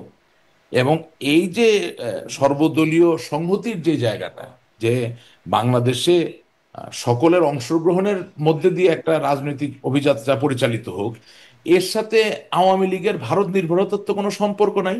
আমি তো আপনার অনুষ্ঠানের প্রথমে বলেছি যে ভারত চায় একটি সুস্থ রাজনৈতিক প্রবাহ দ্বারা, অর্থাৎ গণতান্ত্রিক প্রবাহ দ্বারা পরিচালিত হোক বাংলাদেশে। কারণ সেটা হলেই যেই ক্ষমতায় থাকুক না কেন ভারতও এটার থেকে বেনিফিটেড হবে। তো ভারতের স্বার্থপর হওয়ার তো অধিকার আপনি কেড়ে নিতে পারবেন না, সবাই তো সবার স্বার্থ বুঝবে। আজকে মার্কিন যুক্তরাষ্ট্রের পাশে যে মেক্সিকো একটা প্রতিবেশী রাষ্ট্র, সেখানে যদি মনে করেন গণতান্ত্রিক পদ্ধতি বিরাজ না করে স্বৈরশাসক বসে যায়, এটা কি আপনি মনে করেন মার্কিন যুক্তরাষ্ট্র খুব পছন্দ করবে? করবে না, তারাও গণতান্ত্রিক ধারা চাইবে, তাই না? তো এখন ঘটনা হচ্ছে যে হ্যাঁ, 5ই আগস্টের আগে আমাদের যে অবস্থান ছিল সেখানে ত্রুটি বিচ্ছুতি ছিল, আপনার অনুষ্ঠানে আমি এসে বলেছি, আমি এখনো মনে করি আমাদের ত্রুটিগুলো আমাদের স্বীকার করতে হবে। কিন্তু বর্তমানের যে পরিস্থিতি বিরাজমান সেখানে কি কোনো ত্রুটি নাই? তা নিশ্চয়ই আছে। আমি এখন এই জায়গায় আরেকটু আপনার কাছে স্পষ্ট হই যে তাহলে মানে কারণ এই প্রশ্নটা আমি ডক্টর কলিমুল্লাহর কাছে যে প্রশ্ন করবো তার সাথেও রেলিভেন্ট, যে ভারত আপনি বলছেন সর্বসম্মতিক্রমে জননেত্রী শেখ হাসিনাকে সসম্মানে পূর্ণ নিরাপত্তায় বাংলাদেশে প্রত্যাবর্তন করবার সিদ্ধান্ত মানে গৃহীত হয়েছে সেই সর্বদলীয় সভায়। প্রত্যাবর্তন করার সিদ্ধান্ত নিয়েছেন না, সেটা আমার লেখনীতে দুর্বলতা থাকতে পারে। বেসিক্যালি তারা দেখতে চান, they want this environment to prevail. উনি তো কোনো ক্ল্যান্ডেস্টাইন অপারেশন করবেন না। আমি উনি কি বুঝতে পারিনি আসলে কি চাই, ভারত কি করছে, আপনি মানে লেখনীতে দুর্বলতা মানে কি? ভারত চাচ্ছে তার প্রতিবেশী দেশে একটি গণতান্ত্রিক আবহ বিরাজমান, জায়গাটা এখানে পরিষ্কার। অবশ্যই ভারত কোনো সামরিক বিমান নিয়ে সামরিক ব্যক্তিকে নিয়ে অস্ত্র নিয়ে এসে কাউকে বসাই দিবে না, এই কথা তো আমি লিখতে যাবো না, আমি তো উন্মাদ না। এটা ভারতের সসম্মানে পূর্ণ নিরাপত্তায় বাংলাদেশে প্রত্যাবর্তন মানে কি? Yes, of course. আমি কি বললাম, যখন শেখ হাসিনা যখন বাংলাদেশে ফিরবেন, ভারতের পক্ষ থেকে বা আমেরিকার পক্ষ থেকে বা ইংল্যান্ডের পক্ষ থেকে এই আহ্বানটা আসতে পারে না যে ওনাকে পূর্ণ নিরাপত্তা দিবেন? নিরাপত্তা মানে কি? তার তো মানে বাংলাদেশের যে প্রচলিত আইন, কারণ এখন যেভাবে চলছে তার তো তার বিচারের সম্মুখীন হওয়ার কথা। এখন নিরাপত্তার কোনো প্রচলিত আইন নেই, এটা আপনাকে কে বলেছে? না নিরাপত্তার আইন বলছি, আমি বলছি যে এখন যে প্রচলিত আইন, বাংলাদেশে বিচার কার্যক্রম যেহেতু চলছে, নিরাপত্তার আইনের কথা বলছি না, আমি বলছি যে বিচার কার্যক্রম চলছে যেহেতু, অতএব প্রচলিত আইন অনুযায়ী তার এখন বিচার কার্যক্রম মোকাবেলা করার কথা। বিচার কাজের তো কিছু এক্সট্রাঅর্ডিনারি সাইডসও আছে না? আপনি ধরেন, আমি যদি এখন এগুলো বলি অনেকের ভালো লাগবে না, ধরেন আমি তো প্রায়শই নেলসন ম্যান্ডেলার কথা বলি, জেলে ছিল। তো জেলে থাকলে তো তার রায় হয়ে গেছে, তার সাথে তো আলাপ আলোচনা কোনো বিষয় নেই, সে জেলেই তো বসবে। কিন্তু তাকে তো ওই আইনটাকে বাকিয়েই তার মধ্যে থেকে তাকে এনে তার সাথে দফায় দফায় আলোচনা চলেছে না? তো এখন আপনি জননেত্রী শেখ হাসিনা বিচার করবেন কি করবেন না, ওটা পরের কথা। যদি করেনও, আপনি যদি শেখ হাসিনার মুখে তালা লাগায় দেন জোর করে, সেটা তো কেউ সাপোর্ট করবে না। আপনি কি আমার কথাটা বুঝতে পারছেন কিনা? শেখ হাসিনা তো এখনো বলছে কিসের বিচার করেন, বিচার করতে পারলে করেন, প্রমাণ করতে পারলে করেন। উনি তো মোকাবেলা করতে চাচ্ছেন, আমি যা কথাবার্তা যা শুনলাম। কিন্তু আপনি যদি একটা ফার্স তৈরি করেন, মানে একটা সার্কাস তৈরি করেন in the name of A trial, তাহলে তার আপনি ওনাকে আনতে পারছেন না। তো এখন বিদেশি কমিউনিটির একটা অংশ তো ইন্ডিয়া বটে, এটাকে ছোট করে দেখার কোনো সুযোগ নাই। India is the 5th largest military power in the whole world. Not only that, they are now within the first 5 economic powers of the world, correct? And growing. ওই জায়গা থেমে যায়নি, and growing. সেই জায়গা থেকে India as a great international political player, if they expect that there should be a fair trial, there should be fair, equitable তাহলে কি opportunity fair ট্রায়ালের জন্য ইন্ডিয়া বাংলাদেশে ফিরিয়ে দেওয়ার পরিকল্পনা? to express what she wants to do. If they say that as a political party, Awami League, with whom they fought in 1971 to free the country from the clutches of Pakistan, they want the leaders and the workers of Awami League to be able to express their political views and will. There is nothing wrong in it. Nothing wrong বলছেন, কিন্তু আমি আসলে এটি doctor Kalimullah আপনার কাছ থেকেও বুঝতে চাই যে রাশিক রহমান যা বলছেন আপনি কি সেটাই বলছেন কিনা, মানে শেখ হাসিনাকে সসম্মানে পূর্ণ নিরাপত্তায় বাংলাদেশে প্রত্যাবর্তন করার সিদ্ধান্ত গ্রহণ করা হয়েছে। সসম্মানে পূর্ণ নিরাপত্তায়, সসম্মানে মানে কি তাকে কি বিচার মোকাবেলা করার জন্য মানে পাঠানোর সিদ্ধান্ত হয়েছে? আমি আসলে এটা একটু ডক্টর কলিমুল্লাহ আপনার কাছ থেকে বুঝতে চাই, মানে সসম্মানে মানে সম্মানীয় রাশিক রহমান যে বক্তব্যটি বা বিশ্লেষণ বা ব্যাখ্যান যেটি হাজির করেছেন, তার সঙ্গে আমি কমপ্লিমেন্ট সাপ্লিমেন্ট দ্বিমত করছি না। এক যে বিষয়টি সেটি হচ্ছে উইথ ডিগনিটি, সম্মানের সঙ্গে সেলফ রেসপেক্ট বলে একটা বিষয় আছে। খেয়াল করে দেখেন, আপনার আমাদের মাননীয় সাবেক প্রধানমন্ত্রী বা এখনো কেউ কেউ বলেন যেহেতু তিনি পদত্যাগ করেননি বা তার পদত্যাগপত্র পাওয়া যায়নি, সেটা নিয়ে একটা ধোঁয়াশা আছে। সেটা নিয়েও ঝামেলা আছে। তাহলে খোলাসা করে বলতেই হবে, মাননীয় তৎকালীন প্রধান বিচারপতি এবং আরেকজন মাননীয় বিচারপতি দুজনেই সেনা হেফাজতে ছিলেন 5 তারিখ অনওয়ার্ড। এখন সেনা হেফাজতে থেকে কিভাবে ফুল বেঞ্চে বসলেন সে রেফারেন্স দিলেন। এখানে কোন রকমের হায়াটাস বা ঝামেলা আছে। তারপরে যে বিষয়টি সেটি হচ্ছে একজন দণ্ডিত ব্যক্তি, আমাদের মাননীয় বর্তমান প্রধান উপদেষ্টা professor doctor Yunus, Nobel laureate, তিনি যখন শপথ গ্রহণ করেছেন তখন কিন্তু দণ্ডিত ব্যক্তি হিসেবে শপথ গ্রহণ করেছেন। আমাদের সিনিয়র সাংবাদিক এ কে এম পাটোয়ারি যখন এই বিষয়টা নিয়ে টক শোতে এটা ইস্যু হিসেবে তুললেন, তখন তড়িঘড়ি করে তার এই দণ্ড মওকুফের ব্যবস্থা হলো। খেয়াল করেন, মানে একটার পর আরেকটা, মানে তিনি একটা তো ত্রুটি দণ্ডিত থেকে আরেকটা মানে তার তো রায় হবার কথা ছিল যেদিন কথা, তাহলে হয়নি। বিষয়টা হচ্ছে তিনি যেদিন শপথ গ্রহণ করেছেন সেদিন তিনি দণ্ডিত ব্যক্তি হিসেবেই শপথ গ্রহণ করেছেন। এটা একটা প্রেসিডেন্স তৈরি করলো। কিন্তু ভবিষ্যতে কেউ যদি সরকার প্রধান হন দণ্ডিত অবস্থায়ও, তাহলে এই যে প্রেসিডেন্স তৈরি হলো সেটা দেখে করা যাবে, কেউ মন্ত্রী হতে পারবেন দণ্ডিত অবস্থায়। আইনের যে প্র্যাকটিস, যে আপনি যদি পুরনো কোনো দৃষ্টান্ত দেখাতে পারেন এট হোম অর অ্যাব্রড, তাহলে সেটি দিয়ে আপনি ভবিষ্যতে একই ধরনের কাজ করতে পারবেন। স্পিরিট অফ দ্য ল তাই বলে। জি, মানে তাহলে ওই যে সেই জন্য সসম্মানে এখানে পূর্ণমর্যাদা, ওটা একটু ব্যাখ্যা করেন যদি। নানান রকমের গোজামিল আছে, এখানে নানান রকমের গোজামিল আছে, হ্যাঁ, মানে পটভূমিতে সেই বিষয়গুলো ফোরফ্রন্টে আসবেই। কদিন লুকিয়ে রাখবেন? কদিন আপনি কোর্সিভ একটা স্টাইলে সবার মুখ বন্ধ করে রাখবেন? সেটা তো সম্ভব হবে না। হুম, জি, মানে আপনার বাক স্বাধীনতা বলতে একটা বিষয় আছে, হুম হুম হুম তাই না? এখন ধরুন রাশেদ রহমান দেশের বাইরে আছেন, তিনি যতটা ফ্রিলি কথা বলতে পারছেন, আমি হয়তো অতটা ফ্রিলি কথা বলতে নাও চাইতে পারি, মানে কিন্তু বিষয়টা এক। ফ্রিলি কথা বলতে চাইতে মানে আমরা যেটা ভয় কিসের দেখছি, ভয় ডেফিনেটলি আছে। আছে? আপনার যে কোনো সময় আমার আমার শ্রদ্ধেয় জ্যেষ্ঠ সহকর্মী প্রফেসর আবুল বারকাতকে কদিন আগে কথা নেই বার্তা নেই মাঝরাতে তুলে নিয়ে যাওয়া হুম হুম হয়েছে, হুম শিক্ষক মানুষ মানে এবং সেই তিনি ভয়টা আপনারও আছে।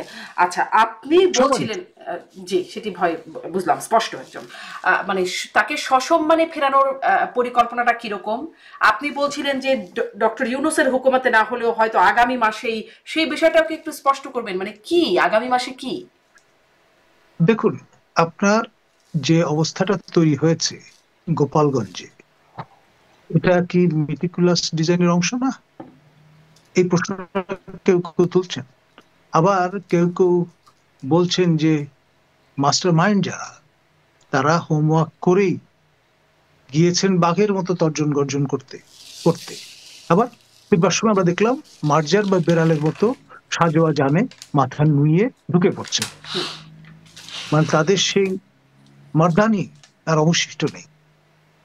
তো এই বিষয়গুলো এবং তার প্রতিক্রিয়ায় জেলা প্রশাসন যে ব্যর্থতার পরিচয় দিলেন, ব্রিটিশ আমল বলুন, পাকিস্তান আমল বলুন, বাংলাদেশ আমল বলুন, সবসময় আমরা দেখছি জেলা প্রশাসন কোনো গোলমালের আশঙ্কা করলে তৎক্ষণাৎ 144 ধারা জারি করার ঘোষণা দিয়ে দেন। এখানে ট্যাগিং এর ভয়ে জেলা প্রশাসন আপনার সেটা থেকে বিরত থাকলেন, এবং আপনার যখন লাইভ অ্যামুনিশন ব্যবহার হলো, মানুষের মৃত্যু ঘটলো, তারপর তারা 144 ধারা জারি করলেন, দায় সারলেন। তারপর আবার সেটাতেই শেষ হলো না, বিষয়টা সান্ধ্য আইন জারি করা হলো, এবং সান্ধ্য আইন জারি করে সেটা আবার এক্সটেন্ড করা হলো, তারপর আবারও 144 ধারা জারি করা হলো, এবং তারপর হুট করে আবার এই যে মেসেজটা কিছু কিছু ক্ষেত্রে চাউর হয়েছে, ফলে তড়িঘড়ি করে আপনার যেখানে পিনাকি ভট্টাচার্য প্যারিসে বসে একটা পরিকল্পনা আনফোল্ড করলেন যে হে গোপালগঞ্জবাসী, তোমরা মেইন স্ট্রিমের সঙ্গে যদি যুক্ত হতে চাও, this is almost like last call, এখনই সময়, তোমরা রাজি হয়ে যাও, আর তা না হলে তোমাদের বিরুদ্ধে অবরোধ রচনা করা হবে 1 মাসের জন্য। খাদ্য সরবরাহ বন্ধ করে দেওয়া হবে, ঔষধপত্র যাবে না, বিদ্যুৎ, জল, গ্যাস সব বন্ধ করে দেওয়া হবে। যে সরকারি দপ্তরগুলো আছে সেখানে যারা সেবা দান করছেন তাদের সবাইকে উইথড্র করে নিয়ে আসা হবে, এবং যেটাকে আমরা কোস্ট গার্ড পলিসি বা পোড়ামাটি নীতি বলি সেটি অবলম্বন করা হবে। 1 মাস সময়ের মধ্যে যারা বেরিয়ে আসবেন তারা আর কখনো ফেরত যেতে পারবেন না, এবং 1 মাস পরে যেটি হবে সেটি হচ্ছে এই অঞ্চলের নামও পাল্টে দেওয়া হবে। গোপাল নামটার সঙ্গে ঠাকুরের একটা সংস্পর্শ আছে, সনাতন ধর্মাবলম্বীদের একটা বিষয় আছে, মথুয়া সম্প্রদায়ের একটা সংশ্লেষ আছে। সুতরাং এটাকে চিরতরে কবর দিয়ে সেখানে হয়তো একটা আরবি বা ফার্সি নামের কোনো গঞ্জ জুড়ে দেওয়া হবে। যেমন পাকিস্তানিরা নেত্রকোনা বা এইসব আশপাশের অঞ্চলগুলোকে কোনটার নাম দিয়েছিলেন নেসারাবাদ, কোনটার নাম দিয়েছিলেন কায়দাবাদ, সেরকম একটা ইসলামীকরণ চলবে। এই হুমকি দেওয়ার পর আমরা দেখলাম খুব তড়িঘড়ি করে সান্ধ্য আইন, তারপর যেটাকে বলে 144 ধারা জারির যে বিষয়টা সেটা উবে গেল। এই যে সর্বশেষ হঠাৎ করে আপনার 180 ডিগ্রি সমারসল্টে চলে যাওয়ার যে দৃষ্টান্তটা প্রশাসন দেখালো, এর সঙ্গে এই সর্বদলীয় ঐকমত্যের একটা সম্পর্ক থাকলেও থাকতে পারে। কিন্তু আপনি এটাকে মানে 180 ডিগ্রি টার্ন কেন বলছেন? মানে সব সময় তো আর কারফিউ জারি থাকবে না বা শান্ত আইন জারি থাকবে না, এক সময় তো উঠাবেই। কিন্তু যে পিনাকি অঙ্গুলি হেলনের দেশ উঠে বসে, তিনি যেহেতু এরকম একটা পলিসি আনফোল্ড করে দিয়েছেন, ধরেই নেওয়া হয়েছিল যে অ্যাকর্ডিংলি এই পলিসিটা পার্সু করা হবে। কিন্তু এইটাও একটু বলবেন, পিনাকির অঙ্গুলিহীন মানে মানে পিনাকি নির্দেশনায় দেশ উঠে বসে। আমি এই প্রসঙ্গটা কেন বলছি, কারণ হচ্ছে আপনার এই যে ঐতিহাসিক উপকরণ সমৃদ্ধ 32 নম্বরের জাদুঘরটি, যেটি জনগণের সম্পত্তি, ব্যক্তি মালিকানাধীন নয়, সেই বাড়িটি, ঐতিহাসিক বাড়িটি, স্থাপনাটি প্রথমে সেই স্থাপনা সহ আশপাশের সকল ভবন পুড়িয়ে দেওয়া হলো, এবং আমাদের জলের গানের যিনি দলনেতা আপনার আনন্দ, তিনি এক কাপড়ে যদি বেরিয়ে না যেতেন তিনি অগ্নিদগ্ধ হয়ে মারা যেতেন। এবং মজার ব্যাপার হচ্ছে এই রাহুলের যে বাসায় বসবাস, জমিলা আইনুলের যে সম্পত্তি, সেইটিতে ফ্রান্সের মহামান্য রাষ্ট্রপতি এসেছিলেন, পদচিহ্ন রেখে গেছিলেন। সেই সূত্র ধরে রাহুল ফরাসি দূতাবাসে শরণাপন্ন হন এবং রাজনৈতিক আশ্রয় নিয়ে প্যারিসে উপনীত হন, যেখানে এর আগের রেজিমের সময় পিনাকি ভট্টাচার্য রাজনৈতিক আশ্রয় নিয়ে অবস্থান করছিলেন। খেয়াল করেন, এটা গেল প্রথম ধাপ। দ্বিতীয় ধাপে আমরা দেখলাম যে পিনাকির সার্বিক তত্ত্বাবধানে বুলডোজার নিয়ে এসে 2 দিন ধরে এই মৎস্যব চলল, এই ভয়ঙ্কর মৎস্যব, অর্থাৎ আমাদের অমূল্য। কিন্তু পিনাকি ভট্টাচার্যের নির্দেশনায় যদি এটি হয়, পিনাকি ভট্টাচার্য বলেছিলেন সেনাপ্রধানকে সরাতে, পিনাকি ভট্টাচার্য বলেছেন রাষ্ট্রপতিকে সরাতে, তা তো হয় নাই। কিন্তু সেটি আলোচনাটা না হয় আরেকদিন করব। আমি আসলে এটি একটু বুঝতে চাই, ভারত পূর্ণ নিরাপত্তায় কিভাবে বাংলাদেশে শেখ হাসিনাকে ফিরাবে, ভারত কিভাবে নিরাপত্তা দেবে, ভারত কিভাবে ফেরাবে? দেখুন, আমাদের উড়োজাহাজে করে আমাদের ক্রুরা সসম্মানে নিরাপদে বাংলাদেশ থেকে ভারতে নিয়ে গেছে আমাদের সেই সময়কার প্রধানমন্ত্রী শেখ হাসিনাকে, এবং নিরাপদে আবার সেই উড়োজাহাজ ফিরে এসেছে। ভারতের সহযোগিতা ছাড়া, ভারতের অনুমতি ছাড়া বাংলাদেশের একটি সামরিক বিমান আপনার ভারতের আকাশ সীমায় প্রবেশ করতে পারবে? কখনোই না, কশ্চিনকালেও না, অনুমতি ছাড়া সম্ভবই না। কিন্তু সেটা তারা করেছেন, এবং পূর্ণ নিরাপত্তা দিয়েই সেই বিমানটিকে একটি বিমান ঘাঁটিতে অবতরণ করানো হয়েছে দিল্লির সন্নিকটে। এসবই তো আমাদের চোখের সামনে ঘটেছে। আর সেই সময় খেয়াল করবেন, বাংলাদেশ কোনো সরকার ছিল না। 5 থেকে 8 তারিখ এই সময়টায় কোনো সরকার ছিল না। মহামান্য রাষ্ট্রপতি ছিলেন একমাত্র বৈধ প্রতীক রাষ্ট্রের। জি জি, বাকি এখন সবাই বাংলাদেশে ছিলেন কিভাবে যাবে আমি আপনার কাছে একটু আরেকটু আসবো। আমি রাশেক রহমানের কাছ থেকে শুনি, আর ওই প্রসঙ্গটাও রয়ে গেল যে হুকুমতের পরিবর্তন আগামী মাসে হতে পারে, সেই একটা আভাসও আপনি দিচ্ছিলেন, সেটিও একটু পরের অংশে শুনবো। রাশেক রহমান, আপনার কাছ থেকে একটু শুনতে চাই যে সেনাপ্রধান 25শে ফেব্রুয়ারি বলেছিলেন যে নিজেদের মধ্যে কাদা ছোড়াছুড়ি করলে সার্বভৌমত্ব বিপন্ন হবে, তিনি এরকম হুঁশিয়ারি দিয়েছিলেন। সেটির কি কোনো বহিঃপ্রকাশ? কারণ ভারত কিভাবে আসলে চাইতে পারে আমাদের দেশে কে রাজনীতি করবেন, কার বিচার হবে বা কি হবে বা নিরাপত্তা দিতে পারে, ভারত কিভাবে এটা করতে পারে? এখানে কোনো সার্বভৌমত্বের লঙ্ঘনের জায়গা আছে কিনা? আরে আমি তো আপনাকে বারবার বলছি যে এই বক্তব্যের মাঝে কোথাও ভারতের কোনো কিছু চাপিয়ে দেওয়ার ব্যাপার তো খুঁজে পাবেন না। এটা তো বারবার এটা পুশ করতেছেন, এটা আপনার কাজ, ঠিক আছে। বাট এখানে ভারত তার ডিজায়ার এক্সপ্রেস করার সাথে তো বাংলাদেশের সার্বভৌমত্বের কোনো সম্পর্ক নাই। এটা ভারতের পলিটিক্যাল ফোর্সেস গুলোর একটা ডিজায়ার যে বাংলাদেশে ভালো রাজনীতি প্র- প্রতিষ্ঠিত হবে। তাহলে এতে সিদ্ধান্ত বলছেন যে তাহলে এই শব্দটা কি ভুল? আরে সিদ্ধান্ত কি? আপনি আমি যদি একটা বোর্ড মিটিং করি, কথার কথা বলছি, আমরা যদি একটা সিদ্ধান্ত নিই, একটা রেজলিউশন হয় না, ইটস এ রেজলিউশন। বাংলায় তো অনেক শব্দ আসলে ইংরেজির মানে সাথে মিলিয়ে, ইচ্ছা, ডিজায়ার, ইচ্ছা আর সিদ্ধান্তের মধ্যে পার্থক্য আছে তো। ডিজায়ার একটা সিদ্ধান্ত, it's a decision. Resolution is a decision, and a brute decision is a decision.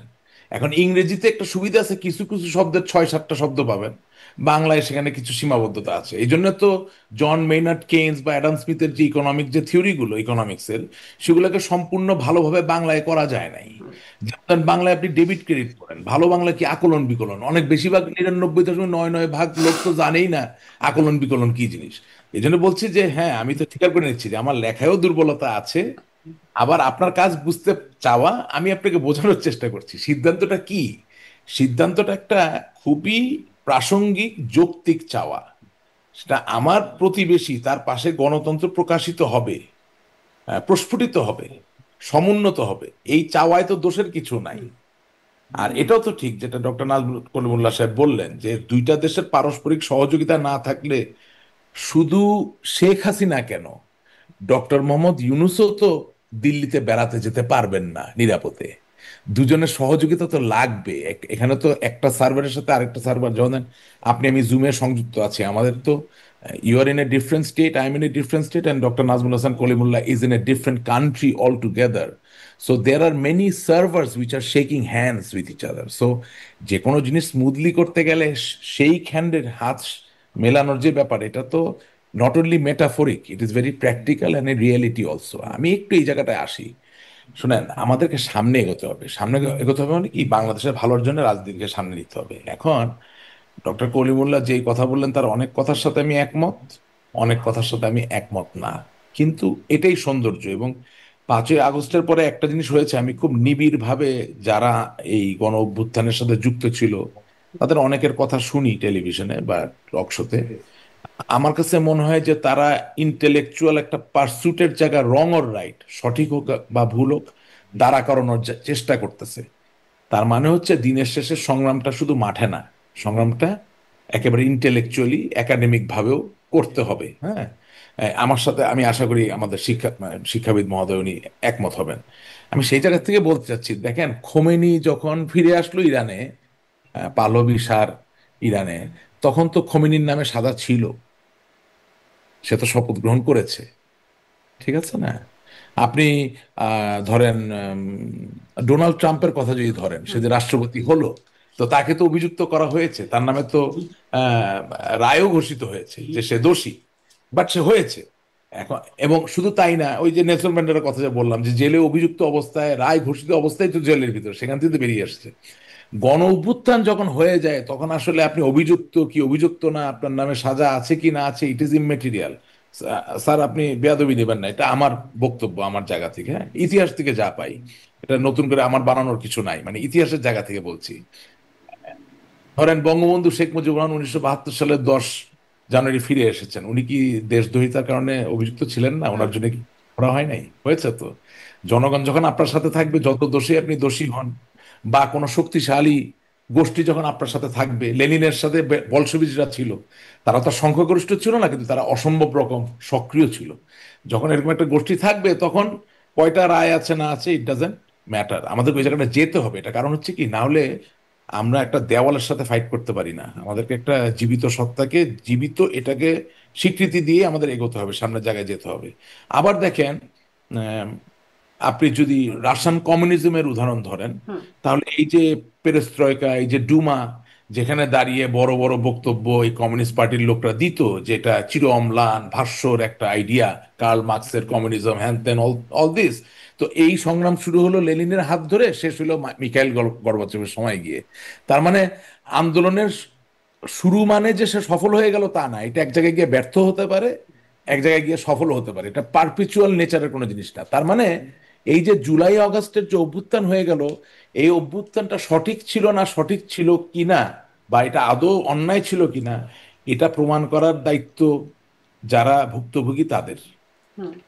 তার মানে কিন্তু তার মানে আমি আসলে ভারতের সিদ্ধান্তের জায়গাটাই আরো বুঝতে চাচ্ছি রাশিদ রহমান। আমি একটু হ্যাঁ, প্রশ্ন আমি ভারতে করি, সেটা যাচ্ছি তো। মানে ভারত কি চাচ্ছে তাহলে, মানে ভারত যে সিদ্ধান্ত নিচ্ছে না, বলে বলছেন, ভারত কি, আমি একটু শুনি আপনার কাছে, আপনি একটু ভারত প্রশ্নটা কি করি। চাচ্ছে, ভারত কি চাচ্ছে চাচ্ছে, শেখ হাসিনাকে বিচারের মোকাবেলা করতে? ভারত কি চাচ্ছে শেখ হাসিনাকে ক্ষমতায় বসিয়ে দিতে? নাকি ভারত চাচ্ছে শেখ হাসিনা দেশে ফিরে নির্বাচন? ভারত কি চাচ্ছে, চাচ্ছে?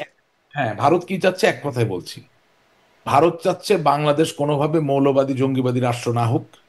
ভারত চাচ্ছে বাংলাদেশে গণতন্ত্র প্রতিষ্ঠিত হোক। সিম্পল কথা। সেটা কিভাবে গণতন্ত্র প্রতিষ্ঠিত হবে কিভাবে? সেটা তো ভারতের সাথে বসে আমরা আলাপ করে আপনাকে জানাতে পারি, সেটা আপনি যদি আমাকে দায়িত্ব দেন, আই উইল ট্রাই। বাট এখন আপাতত এই মানে সভায় এই বিষয়ে কিছু জানেন নাই আপনারা, শুধুমাত্র ভারতের না, সর্বদলীয় না, সভায় এটা এটি তো সিদ্ধান্ত শুনুন, হয়েছে। আমি একটু নিজেকে সবসময় ডাউনগ্রেড করে কথা বলতে পছন্দ করছি। এটার কারণ হচ্ছে যে আমি এখন এই মুহূর্তে যেটুকু পেলাম সেটুকু নিলাম।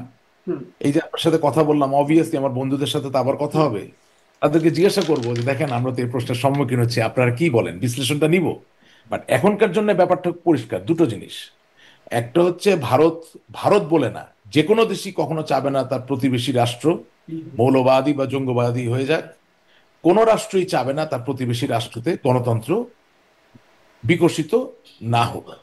এখন ভারত বোঝে কিনা যে ঐতিহাসিকভাবে পূর্ববর্তী তাদের কিছু দায়িত্ব ছিল, সেটা আরেক দিনের আলাপ। আওয়ামী লীগ বোঝে কিনা তার পূর্ববর্তী সময় কিছু করার ছিল কিনা, সেটা নিশ্চয়ই আরেক দিনের আলাপ। কিন্তু আজকের আলাপটা হচ্ছে যে ভারতের রাজনৈতিক সংহতির জায়গা হচ্ছে ভারত চায় বাংলাদেশে গণতন্ত্র বিকশিত হোক, প্রতিষ্ঠিত হোক। আর এটার ডিরেভেটিভ ক্যালকুলাসের মতো যদি ডিরেভেটিভ করেন, মানে যদি ডিরাইভ করার চেষ্টা করেন, তাহলে আপনি যেটা পাবেন যে বাংলাদেশের রাজনীতির পটে আপনি শুধুমাত্র বিএনপি কে নিয়ে যেমন দাবি করতে পারবেন না যেটা গণতান্ত্রিক রাষ্ট্র, আবার আওয়ামী লীগকে বাদ দিয়ে আপনি দাবি করতে পারবেন না যেটা গণতান্ত্রিক রাষ্ট্র।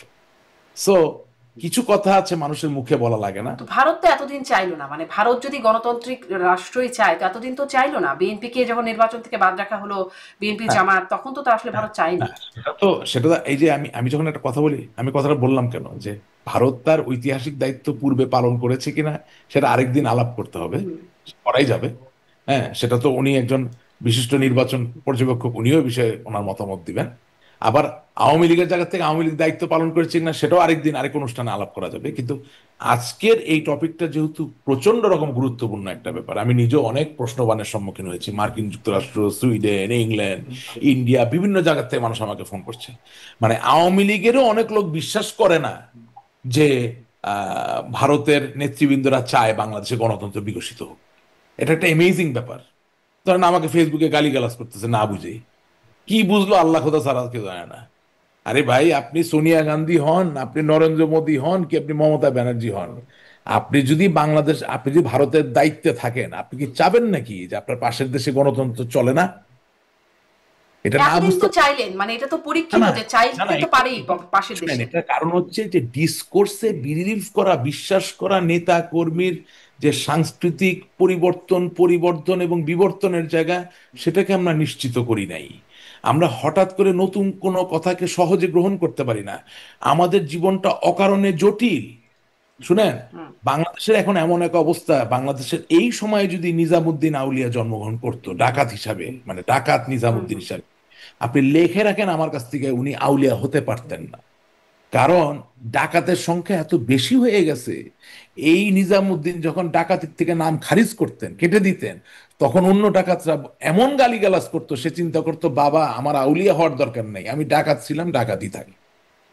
ব্যাপারটা হচ্ছে যে এই দেশে সুস্থ স্বাভাবিক যুক্তিসঙ্গত কোনো কথা তো আপনি কোথাও বলতে পারছেন না। আপনি না তত্ত্বাবধায়ক এই সরকারের সাথে বলতে পারেন, না আপনি বিএনপির সাথে বলতে পারেন, না আপনি আওয়ামী লীগের সাথে। আমি আপনাকে একদম অকপট একটা কথা বলি, অনেকে পছন্দ হবে না কথাটা। আপনি সারাদিন ডক্টর ইউনূসকে গালি দেন, দিতে পারেন, এটা তো আপনার গণতান্ত্রিক অধিকার। কিন্তু আপনি যে পরিসংখ্যান নিয়ে বসেন, হ্যাঁ, তো বাংলাদেশ আওয়ামী লীগের যত মামলা হয়েছে মিথ্যা মামলা, সেই মামলার 99% মামলা মিথ্যা মামলার বাদী কে? ডক্টর ইউনূসের সরকার, জামাত ইসলামী নাকি বিএনপি? বিএনপি। আপনি ইউনূসকে গালি দিচ্ছেন কেন? আপনি তো জানেনই না কাকে গালি দিতে হবে। আপনার রিয়েল প্রবলেমটা কার সাথে, কার সাথে নেগোসিয়েশন করতে হবে। আমি ওয়ার্ডটা কিন্তু বলছি নেগোসিয়েশন, শত্রু বলি নাই। আপনি যদি কাউকে ভুগিয়ে থাকেন, কারোর সাথে যদি ভোগান্তির সম্পর্ক তৈরি করে থাকেন, আর তো হাতটা ধরে বলতে হবে ভাই যা হয়েছে হয়েছে, আসার সামনের দিনে চলেন একটা কিছু একসাথে করি, বা ভাই এত রাগ করছেন কেন ভাই, ভাই না ভালো ভাই, আমি আমার কষ্ট হচ্ছে, আসেন ভাই বুকে আসেন, কিছু তো একটা করতে হবে, তাই না? এই এই ভাই না ভালো ভাই বুকে আসেন, এই কথাটা কে বলবে? এই কথাটা কার কার জায়গা থেকে বলছেন? সে কে বলবে সেটা পরের কথা। আপনার অনুষ্ঠানে আমি বহুদিন বলেছি, এটা যে কোনো জ্ঞানী গুণী শিক্ষিত মানুষও একমত হবে। এই কথাটা কি এখন আপনি আপনার জায়গা থেকে বলছেন? শেখ হাসিনা তো এই কথা বলছেন বলে মনে হচ্ছে নো না। নো নো নো, তিনি বরং বলছেন কত ধানে কত চাল দেখে নেবেন, মামলা মোকাবেলা করতে আপনি ফিরবেন তিনি। আপনি অবশ্যই আমাকে এই অনুষ্ঠানে শেখ হাসিনা কি বলছেন সেটা শোনার জন্য ডাকেন না। আপনি ডাকেন আমাকে একজন আওয়ামী লীগের সমর্থক বা নেতা বলেন, থ্যাংক ইউ, এটা আপনার উদারতা। আমি খুব বড় কোনো নেতা আসলে না ওইভাবে, কিন্তু আমি একেবারে সততার সাথে আওয়ামী লীগকে ভালোবাসি, বঙ্গবন্ধু, সেই জায়গা থেকে ডাকেন। আমি কি বলতে চাই, আমি খুব মানবিক কথা বলছি, এটার জন্য তো নেত্রীর নাম টানার কোনো দরকার নেই। হ্যাঁ, এটার জন্য খালেদা জিয়ার নামও টানার দরকার নেই। আমার জায়গাটা কি সহজ তো, আপনি খুব শুনবেন কিন্তু, আমি মানুষের অধিকারকে সমুন্নত রেখে কথাগুলো বলছি। 2015 সালের পেট্রোল বোমার নাশকতায় আপনি 48,000 মামলা করলেন পুরা দেশে, তাইলে 48,000 গুণ 250 কত হচ্ছে? প্রায় 1 কোটি, রাইট? 1 কোটি লোক এই মামলাগুলোর ভিতরে চলে আসলো। মামলা করা তো আপনার অধিকার, কিন্তু মামলা বিচার হবে সেটা আপনার যেমন অধিকার, যার নামে করেছেন তারও কিন্তু অধিকার। তাহলে আপনি মামলা করলেন 1 কোটি লোকের নামে কাছাকাছি, এই মামলাগুলো 1 বছরের ভিতরে তদন্ত করে শেষ করেন, যে দায়ী তাকে জেলে পাঠিয়ে দেন, যে জরিমানা হবে তার জরিমানা নিয়ে নেন, আর যে দায়ী না তাকে আপনি ছেড়ে দেন। কি করলেন? এই 48,000 মামলা 2015 সালে করলেন, 2024 সাল পর্যন্ত একটা মামলাও শেষ হয়নি, ঝুলে আছে। তাহলে কি হলো? যারা মামলায় পড়ে আছে, যে দায়ী ব্যক্তি, যে নির্দোষ ব্যক্তি, তারা সকলে জমি বিক্রি করতেছে, পালায় থাকতেছে, দিনের পর দিন জামিন নিচ্ছে, আইনজীবীকে পয়সা দিচ্ছে, ঘুষ দিচ্ছে, কারেক্ট? আচ্ছা, কেন এটা প্রাসঙ্গিক? এই যে ভোগান্তির জায়গাটা, এই ভোগান্তি যখন রূপান্তরিত হয় তখন সেটা রাগে রূপান্তরিত হয়, ক্ষোভে। এখন ওই রাগ ক্ষোভ থেকে বাড়ি দখল হচ্ছে, জমি দখল হচ্ছে, বাড়িতে আগুন দিচ্ছে, পেটাচ্ছে।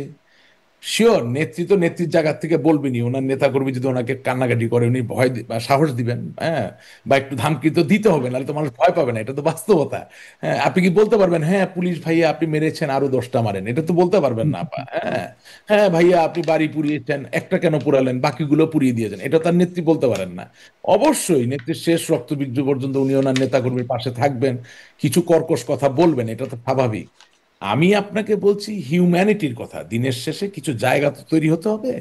এখন আপনি সারাদিন ইউনুস ইউনুস ইউনুস ইউনুস করতেছেন, অথচ আমার নামে আজকে 16টা মামলা, 16টা মামলার বাদী হইল বিএনপির লোক। আমি এখানে ইউনুসকে কোথায় খুঁজে পাইলাম? এখানে তো সরকার বাদী না। মানে তাহলে কি এই যে আয় ভাই বুকে আয়, এই বক্তব্যটা বা এই অবস্থানটা কি আপনার কাকে অবস্থান? বলবো? আয় ভাই বুকে কাকে বলবো বলেন? আমাকে ফোন করে বলতেছে কিছু টাকা খরচ করেন মামলা উঠাই দিব। বাণিজ্য। তো বাণিজ্যটা কে করছে? সো আমি বলতে চাচ্ছি, হ্যাঁ, ইউনুসকে আমি সেলিব্রেট করি না, সে আমার শত্রু, ঠিকই আছে। বিএনপিও তো আমার এখনো বন্ধু হয় নাই। এখন এতগুলা শত্রুর সাথে ফাইট করব না কি আমি একটু কৌশল নিয়ে আগাবো? কৌশলটা কি হবে এটা বলছি। সেই কৌশলে আলাপের জায়গাটা তৈরি হয়নি। আর ভারতের জায়গাটা সহজ। আবার বলি, ভারত চায় বাংলাদেশের শান্তি আসুক, ভারত চায় বাংলাদেশের গণতন্ত্র প্রতিষ্ঠিত হোক। এখন আপনি আমি সুযোগ নিতে পারবো কিনা, নিতে চাই কিনা, আওয়ার ডিসিশন। জি, আমি আসলে সহজ কিন্তু সহজভাবে বুঝতে পারছি না। ভারত চায় শান্তি আসুক, ভারত চায় গণতন্ত্র, ভারত এতদিন চায় নাই, হঠাৎ করে চাচ্ছে, কেন কেন চাচ্ছে যাবে না? উদ্দেশ্য ভারত বুঝতে সবসময় চাই। এবং চেয়েছে। তার আগে আমি নাজমুল হাসান না না, কলিমুল্লাহ, ভারত ডক্টর কলিমুল্লাহ, ভারত শুনেন শুনেন, ভারত সবসময় চেয়েছে, ভারত কেন চাবে না? আপনি ভারতকে দোষ দিয়ে লাভ কি? তাহলে বিএনপি জামাত গণতন্ত্রে থাকলে শুনেন, তো সবারই থাকার কথা ছিল আসলে নির্বাচন। আমি আপনাকে বলি, what are the channels, let's talk about channels, let's talk about reality. এই যে চিন্ময় দাস এখন জেলে আছে, কথার কথা বলছি, ভারতেও তো চিন্ময় দাসের মুক্তির জন্য একটা দাবি উঠেছে না? তো এই দাবিটা কিভাবে আসবে? ভারতীয় সরকার তো এই সরকারকেই পাঠাবে দাবিটা, তাহলে সরকারকে রিপ্লাই দিতে হবে যে হ্যাঁ জামিন হয় বা হয় না, ভালো লোক বা খুব খারাপ লোক, ছাড়বো বা ছাড়বো না, এই তো। তো যখন ধরেন আওয়ামী লীগ ক্ষমতায় ছিল, তখন গণতন্ত্র বিরাজমান কিনা বা কতটা না, সেই খবরাখবর তো আওয়ামী লীগ থেকেই তো যাবে। চ্যানেলটা তো এটাই ছিল। বললাম তো, আমাদের নিজস্ব চর্চা করার অনেক জায়গা আছে। আমরা একেবারে ধোয়া তুলসী পাতা, আমরা কোনো দোষ করি না, এটা যেমন বলা যাবে না, আবার সব দোষ আমরা একাই করেছি সেটাও বলা যাবে না। রাশিদ রহমান, ধন্যবাদ। আমি আরেকটু ডক্টর কলিমুল্লাহর কাছ থেকেও বুঝতে চাই, যেহেতু ভারতের সিদ্ধান্তের বিষয়টি তিনিও শুনছেন, জানছেন, দেশে ফেরানোর এই সিদ্ধান্তটা ভারতের সর্বদলীয় সভায় হয়েছে বলে আপনারা বলছেন, সেটি কিভাবে বাস্তবায়ন হবে? কিভাবে ভারত বাংলাদেশকে মানে বাংলাদেশের শেখ হাসিনাকে ফেরাবেন, এবং ফেরানোর পরে আসলে পরিকল্পনা, মানে শুধু ফিরিয়ে নামিয়ে দিয়েই শেষ না, পরিকল্পনা কি? তার বিচার হবে সেটি? তিনি ক্ষমতায় যাবেন? তিনি নির্বাচন করবেন? আসলে কি? দেখুন, ফেয়ার ট্রায়াল বলে একটা বিষয় আছে, ক্যাঙ্গারু কোর্ট বলে আরেকটি উপাখ্যান আছে। তো ন্যাচারালি আপনার যে হুকুমত, হস্টাইল হুকুমত, সেটা তো আর যাই হোক আপনাকে ফেয়ার ট্রায়ালের অপরচুনিটি নাও দিতে পারে। Justice হারিড, justice buried. সুতরাং আপনার এখানে সেই কারণে একটি ভ্যালু ফ্রি, ভ্যালু নিউট্রাল তৃতীয় অন্তর্বর্তী সরকার অথবা ইমার্জেন্সি গভর্নমেন্ট আসতে হবে, এবং তার আওতায় যথাযথ নিরাপত্তা এবং উইথ ডিগনিটি, উইথ রেসপেক্ট আপনি ডিফেন্ডেন্ট হিসেবে ফেস করতে পারেন, হোয়াট এভার ইট ইজ। আর এখানে আন্তর্জাতিক সম্প্রদায়ের একজন সম্মানিত সদস্য হিসেবে ভারতের কিছু চাওয়া পাওয়া থাকতেই পারে, থাকতেই পারে। কেন? সহভাগিতার ভিত্তিতে। এখন ভারত এই অঞ্চলের আনইন্টারাপ্টেড একমাত্র ডেমোক্রেটিক কান্ট্রি সিন্স 1947। আপনার ডোমিনিয়ন হিসেবে এমার্জেন্স হওয়ার পরে ইভেঞ্চুয়ালি যখন তারা রিপাবলিকে রূপান্তরিত হলো, ভারতে কখনো মার্শাল রুল জারি হয়নি। ভারতে ইমার্জেন্সি রুল হয়তো এসে রাপচার বলতে পারেন, কিন্তু সবই কিন্তু ডেমোক্রেটিক ফেব্রিকে আমরা দেখেছি, একদম একদম, compared to Pakistan, other country which emerged as a dominion to start with and then turn into a republic. এবং সেই রিপাবলিকটি আবার ডিসমেম্বারমেন্টের সম্মুখীন হলো। ইস্টার্ন উইং, যেটাকে মাশরিকি পাকিস্তান বলা হতো, তার স্বাধীন সার্বভৌম রাষ্ট্র বাংলাদেশ হিসেবে আবির্ভূত হল বিশ্ব মানচিত্রে। এবং সেখানে ভারত বলতে কুণ্ঠিত হওয়ার কোনো কারণ নেই, acted as the surrogate mother, ধাত্রী মাতা। অনেকে অপছন্দ করেন আমি এই কথাটি বলি বলে, কিন্তু ঝেড়ে কৃষ্ণ তো বলতে হবে, it's reality, can't help it. এককভাবে মুক্তিবাহিনী কিন্তু এই বিজয়ের গৌরব অর্জন করেন, মিত্রবাহিনী সদস্যরা রক্ত প্রদান করেছেন, বুকের তাজা রক্ত ঢেলে দিয়েছেন। আমরা অতটা কৃতজ্ঞ নই যে একটি স্মৃতিস্তম্ভ আমরা স্থাপন করিনি, সেই আহাজারি কেউ কেউ করেন। আর বর্তমানে যারা হুকুমতে আছেন তারা তো প্রশ্নই আসলে এটা করবেন। একটু এই সময়ের কথা বলবেন ডক্টর কলিমুল্লাহ, এই সময়ের কথাটা আসলে খুবই বোঝা জরুরি, কারণ খুবই গুরুত্বপূর্ণ একটা বার্তা। যদি ভারতের কাছে এটি মানে সেটি কি আসলে ভারতের অন্যান্য অনেক প্রোপাগান্ডার মতো একটা প্রোপাগান্ডা, নাকি একটা সত্য ঘটনা যেটি কবে নাগাদ হতে পারে, এই বিষয়গুলো বোঝা আসলে খুব জরুরি। এই জন্য আমি যদি আপনার কাছে ঠিক এই বিষয়টা নিয়ে একটু জানি। আমাদের এ পর্যন্ত যে কয়জন রাষ্ট্রপতি এবং যে কয়জন সরকার প্রধান বা প্রধানমন্ত্রী বা প্রধান উপদেষ্টা হয়েছেন, তার মধ্যে একমাত্র প্রফেসর ইউনূস প্রথমবারের মতো ভারতের অভ্যন্তরীণ বিষয়ে মাথা ঘামিয়েছেন, কথা বলেছেন। দায়িত্ব নেওয়ার প্রাক্কালে এবং পরপর সেভেন সিস্টার নিয়ে তিনি যথেষ্ট কথাবার্তা বলেছেন, এবং এটি আনপ্রেসিডেন্টেড। এখন খেয়াল করে দেখেন, তিনি কিন্তু বঙ্গোপসাগরের অধীশ্বর হিসেবে দাবি করেছেন নিজ দেশকে। এখন বিশাল যে তটরেখা বঙ্গোপসাগরে, তার কিয়দংশ মাত্র আমাদের জলসীমার মধ্যে পড়ে। আর আপনি যদি যে সমুদ্র বিজয়ের কথা আমরা বলি, সেটা কিন্তু স্ট্রেট লাইন না, একটা ত্রিভুজের মতো, উল্টো ত্রিভুজের মতো অবস্থান। দক্ষিণেও কিন্তু ভারত, আন্দামান নিকোবর আইল্যান্ডস বঙ্গোপসাগরে, উত্তরে ভারত, পূর্বে ভারত, পশ্চিমে ভারত, চারদিকে ভারত। তো সেই কারণে এরকম একটি অবস্থায়, এবং যেখানে প্রায় সর্বত্রই জলস্থলে অন্তরিক্ষে ভারতের সঙ্গে আপনার অভিন্ন সীমান্ত, সেখানে আপনি ভারত ফ্যাক্টরটা ইগনোর করে কিভাবে এককভাবে টিকে থাকবেন, জাহির করবেন? একটা ব্যাপার আছে স্যার, কিছু মনে না করলে একটু জি জি জি জি প্লিজ একটু গো করে অ্যাহেড। যোগ করেন। না, আমরা তো কিন্তু একটা আমি আসলে ডায়লগের খুবই মধ্যে বারবার আপনাদের কাছে অনুরোধ করছি, আমি প্রেজেন্ট কনটেক্সটটা বুঝতে চাচ্ছি, প্রেজেন্ট যেই সেটির বিষয়ে বুঝতে চাচ্ছি। জি রাশিক রহমান, যোগ করবেন। একটা জিনিস, দিনের শেষে এটা বাংলাদেশ আওয়ামী লীগ বিএনপি বলে না, বাংলাদেশ বাংলাদেশ বলে কথাটা বলছি। ধরেন প্রত্যেকটা ন্যারেটিভে মার্কিন যুক্তরাষ্ট্রকে প্রতিপক্ষ করে ফেলে, আবার কিছু কিছু ন্যারেটিভে ভারতকে প্রতিপক্ষ করে আসলে দিনের শেষে আমাদের স্বার্থ সংরক্ষিত হয় না। দিনের শেষে আমি একেবারে খুব লেম্যানস এক্সাম্পল দিতে চাই, খুব টার্সিয়ারি লেভেলের এক্সাম্পল দিব না। আপনি চিন্তা করেন যে 1945-এর সেকেন্ড ওয়ার্ল্ড ওয়ারে হিরোশিমা নাগাসাকির এনোলা গে এবং ফ্যাট বয়, এই দুইটা নিউক্লিয়ার উইপেনের এক্সপ্লোশনের মধ্য দিয়ে জাপান যেই অ্যাট্রোসিটির সম্মুখীন হয়েছে, যার জন্য তাদেরকে তাদের supreme commander the emperor himself Hirohito had to surrender. সেই জায়গা থেকে জাপান কিন্তু যার কাছে সারেন্ডার করলো, তার হাত ধরেই আজকে ওয়ার্ল্ডের 3 নাম্বার লার্জেস্ট ইকোনমি, কিছুদিন আগেও 2 নাম্বার লার্জেস্ট ইকোনমি ছিল। ঠিক আছে না? আবার আপনি যদি কোরিয়ান পেনিনসুলায় চলে যান, তাহলে সাউথ কোরিয়া আমেরিকা হাত ধরে যেই জায়গায় পৌঁছিয়েছে উন্নতির চরম শিখরে, ঘরে ঘরে স্যামসাং বলেন, হাউন্ডাই বলেন, it is there, it is evident, right? আমি কথাগুলো বলছি কেন? আমি বলছি এই কারণে যে আপনার তো দেশ কারো কাছে বিক্রি করার দরকার নাই, কিন্তু আপনার আবার যেসব দেশ পরাক্রমশালী, ওদের ইগোতেও তো আবার হার্ট করার দরকার নাই। আপনি আপনার কিছু স্বার্থ আমেরিকায় রয়ে গেল, এদিকে আপনি আমেরিকায় গালিগালাজ করতেছেন, it doesn't make any sense. ভারতের সাথে আপনার স্বার্থ আছে তো, ব্যবসা বাণিজ্য, চামাল, হ্যাঁ, আপনি ভারতকে গালাগালাজ করতেছেন, আবার এদিকে আপনি প্রিভেল করতে চাচ্ছেন। আপনি আননেসেসারিলি আপনার চলার পথটাকে কণ্টকাকীর্ণ করবেন কেন?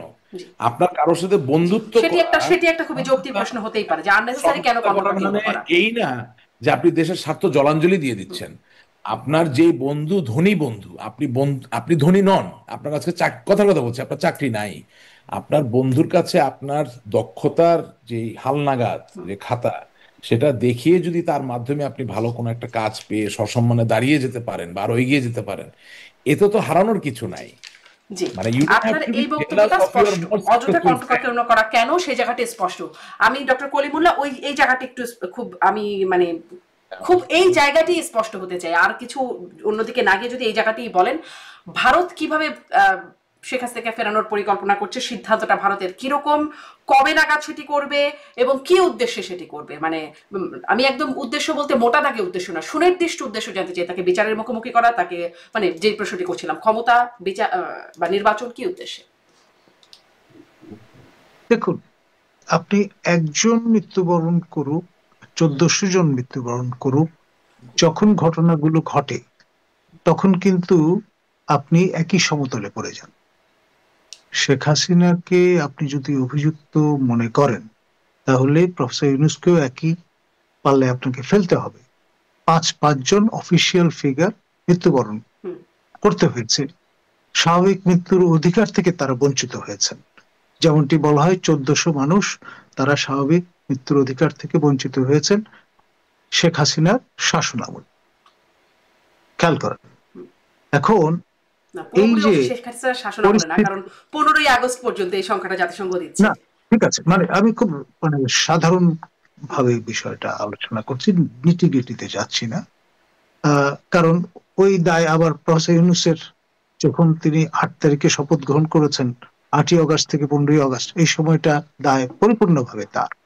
তো ফলে আপনি সংখ্যাতাত্ত্বিক বিচারে যদি যান, তাহলে হয়তো 19-20 হবে, এটা নিয়ে আমি ডিবেটে যাব না। কিন্তু আপনি কিন্তু একই সমতলে দাঁড়িয়ে গেলেন, তখন আপনি জাস্টিফাই করবেন কি করে, এই বিষয়টা কিন্তু আসবে।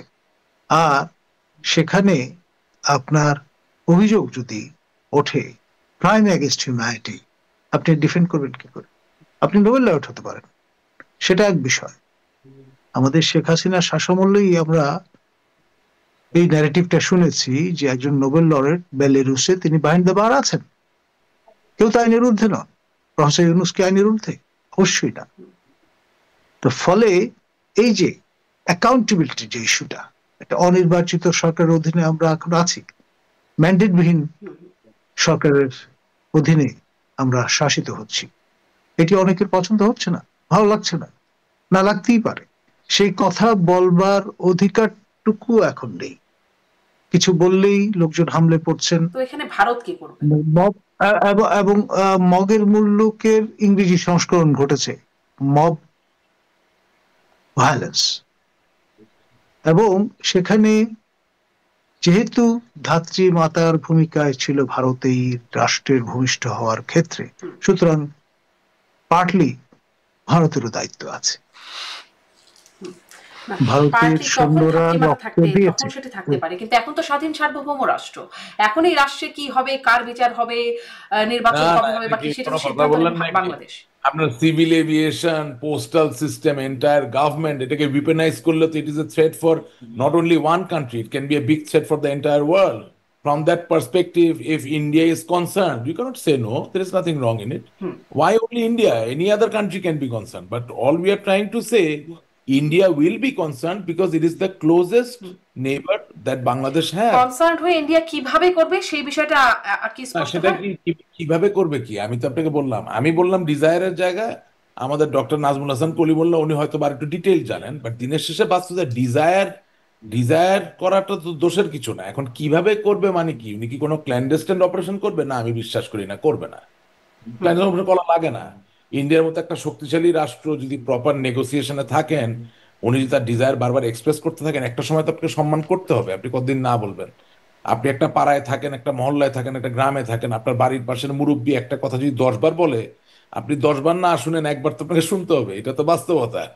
আপনি তো একটা ইকোসিস্টেমে আছেন। সো নট নেসেসারিলি টম ক্রুজের মিশন ইম্পসিবলের মতো আপনার একদম লেজার দিয়া মাস্ক বানাইয়া হাতে পিস্তল নিয়ে গিয়ে জায়গা দখল, এইভাবে তার করা লাগে না।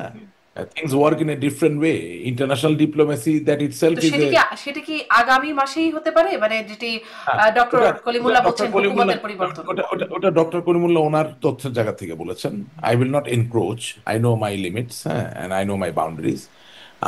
আমার জায়গা সহজ, আমার তো এই মাস বা আগামী মাস বা 6 মাসের বিষয়ই নাই। আমি তো আরো সহজ কথা আপনাকে বললাম। আমার কথা হচ্ছে, যাই হোক না কেন, যদি কোনো ঘটনা ঘটে বাংলাদেশের জন্য ওভারঅল ভালো না হয়, তাহলে সেই ঘটনা ঘটার মানে কি? আপনি শুনেন, আমি একটা অকপট কথা আপনাকে বলি।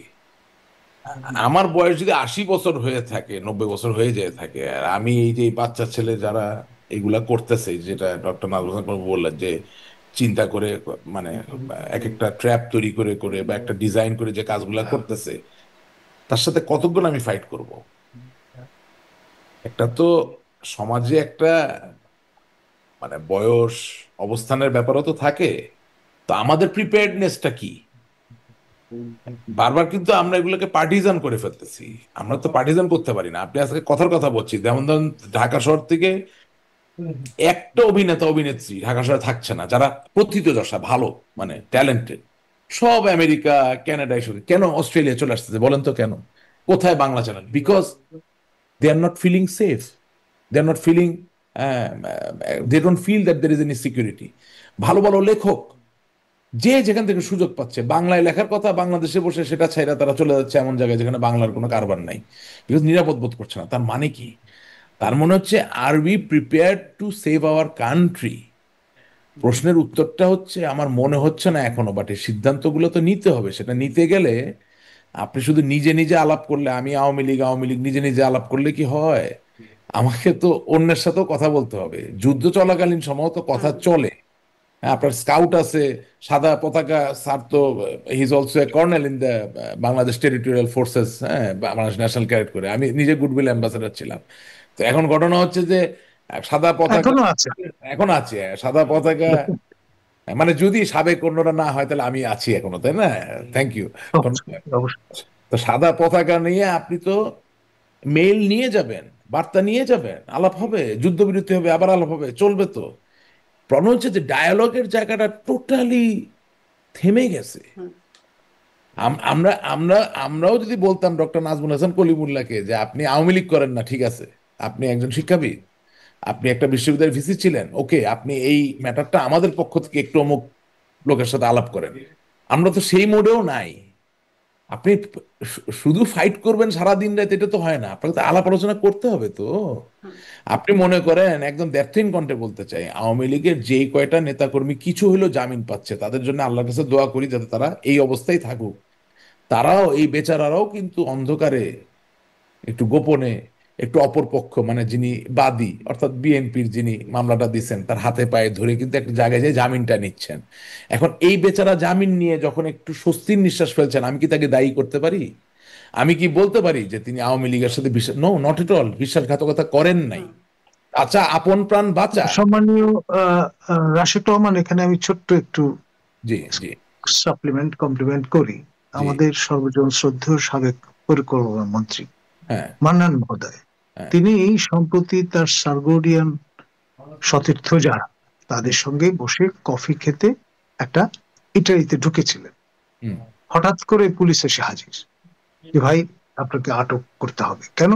যে আমাদের তরুণ তুর্কি লোকজন দেখিয়ে দিয়েছে যে আপনি একটা আওয়ামী লীগ নেতা, এখানে বসে কি করছেন, আপনার তো জেলে থাকার কথা। তো যাই হোক, সেখানে মাননীয় উপদেষ্টা কয়েকজন ছিলেন মন্ত্রী মর্যাদায় বর্তমান ক্যাবিনেটে, তারাও খুব অবাক যে কি ব্যাপার, পুলিশের খুব ইনসিস্ট করছে কেন।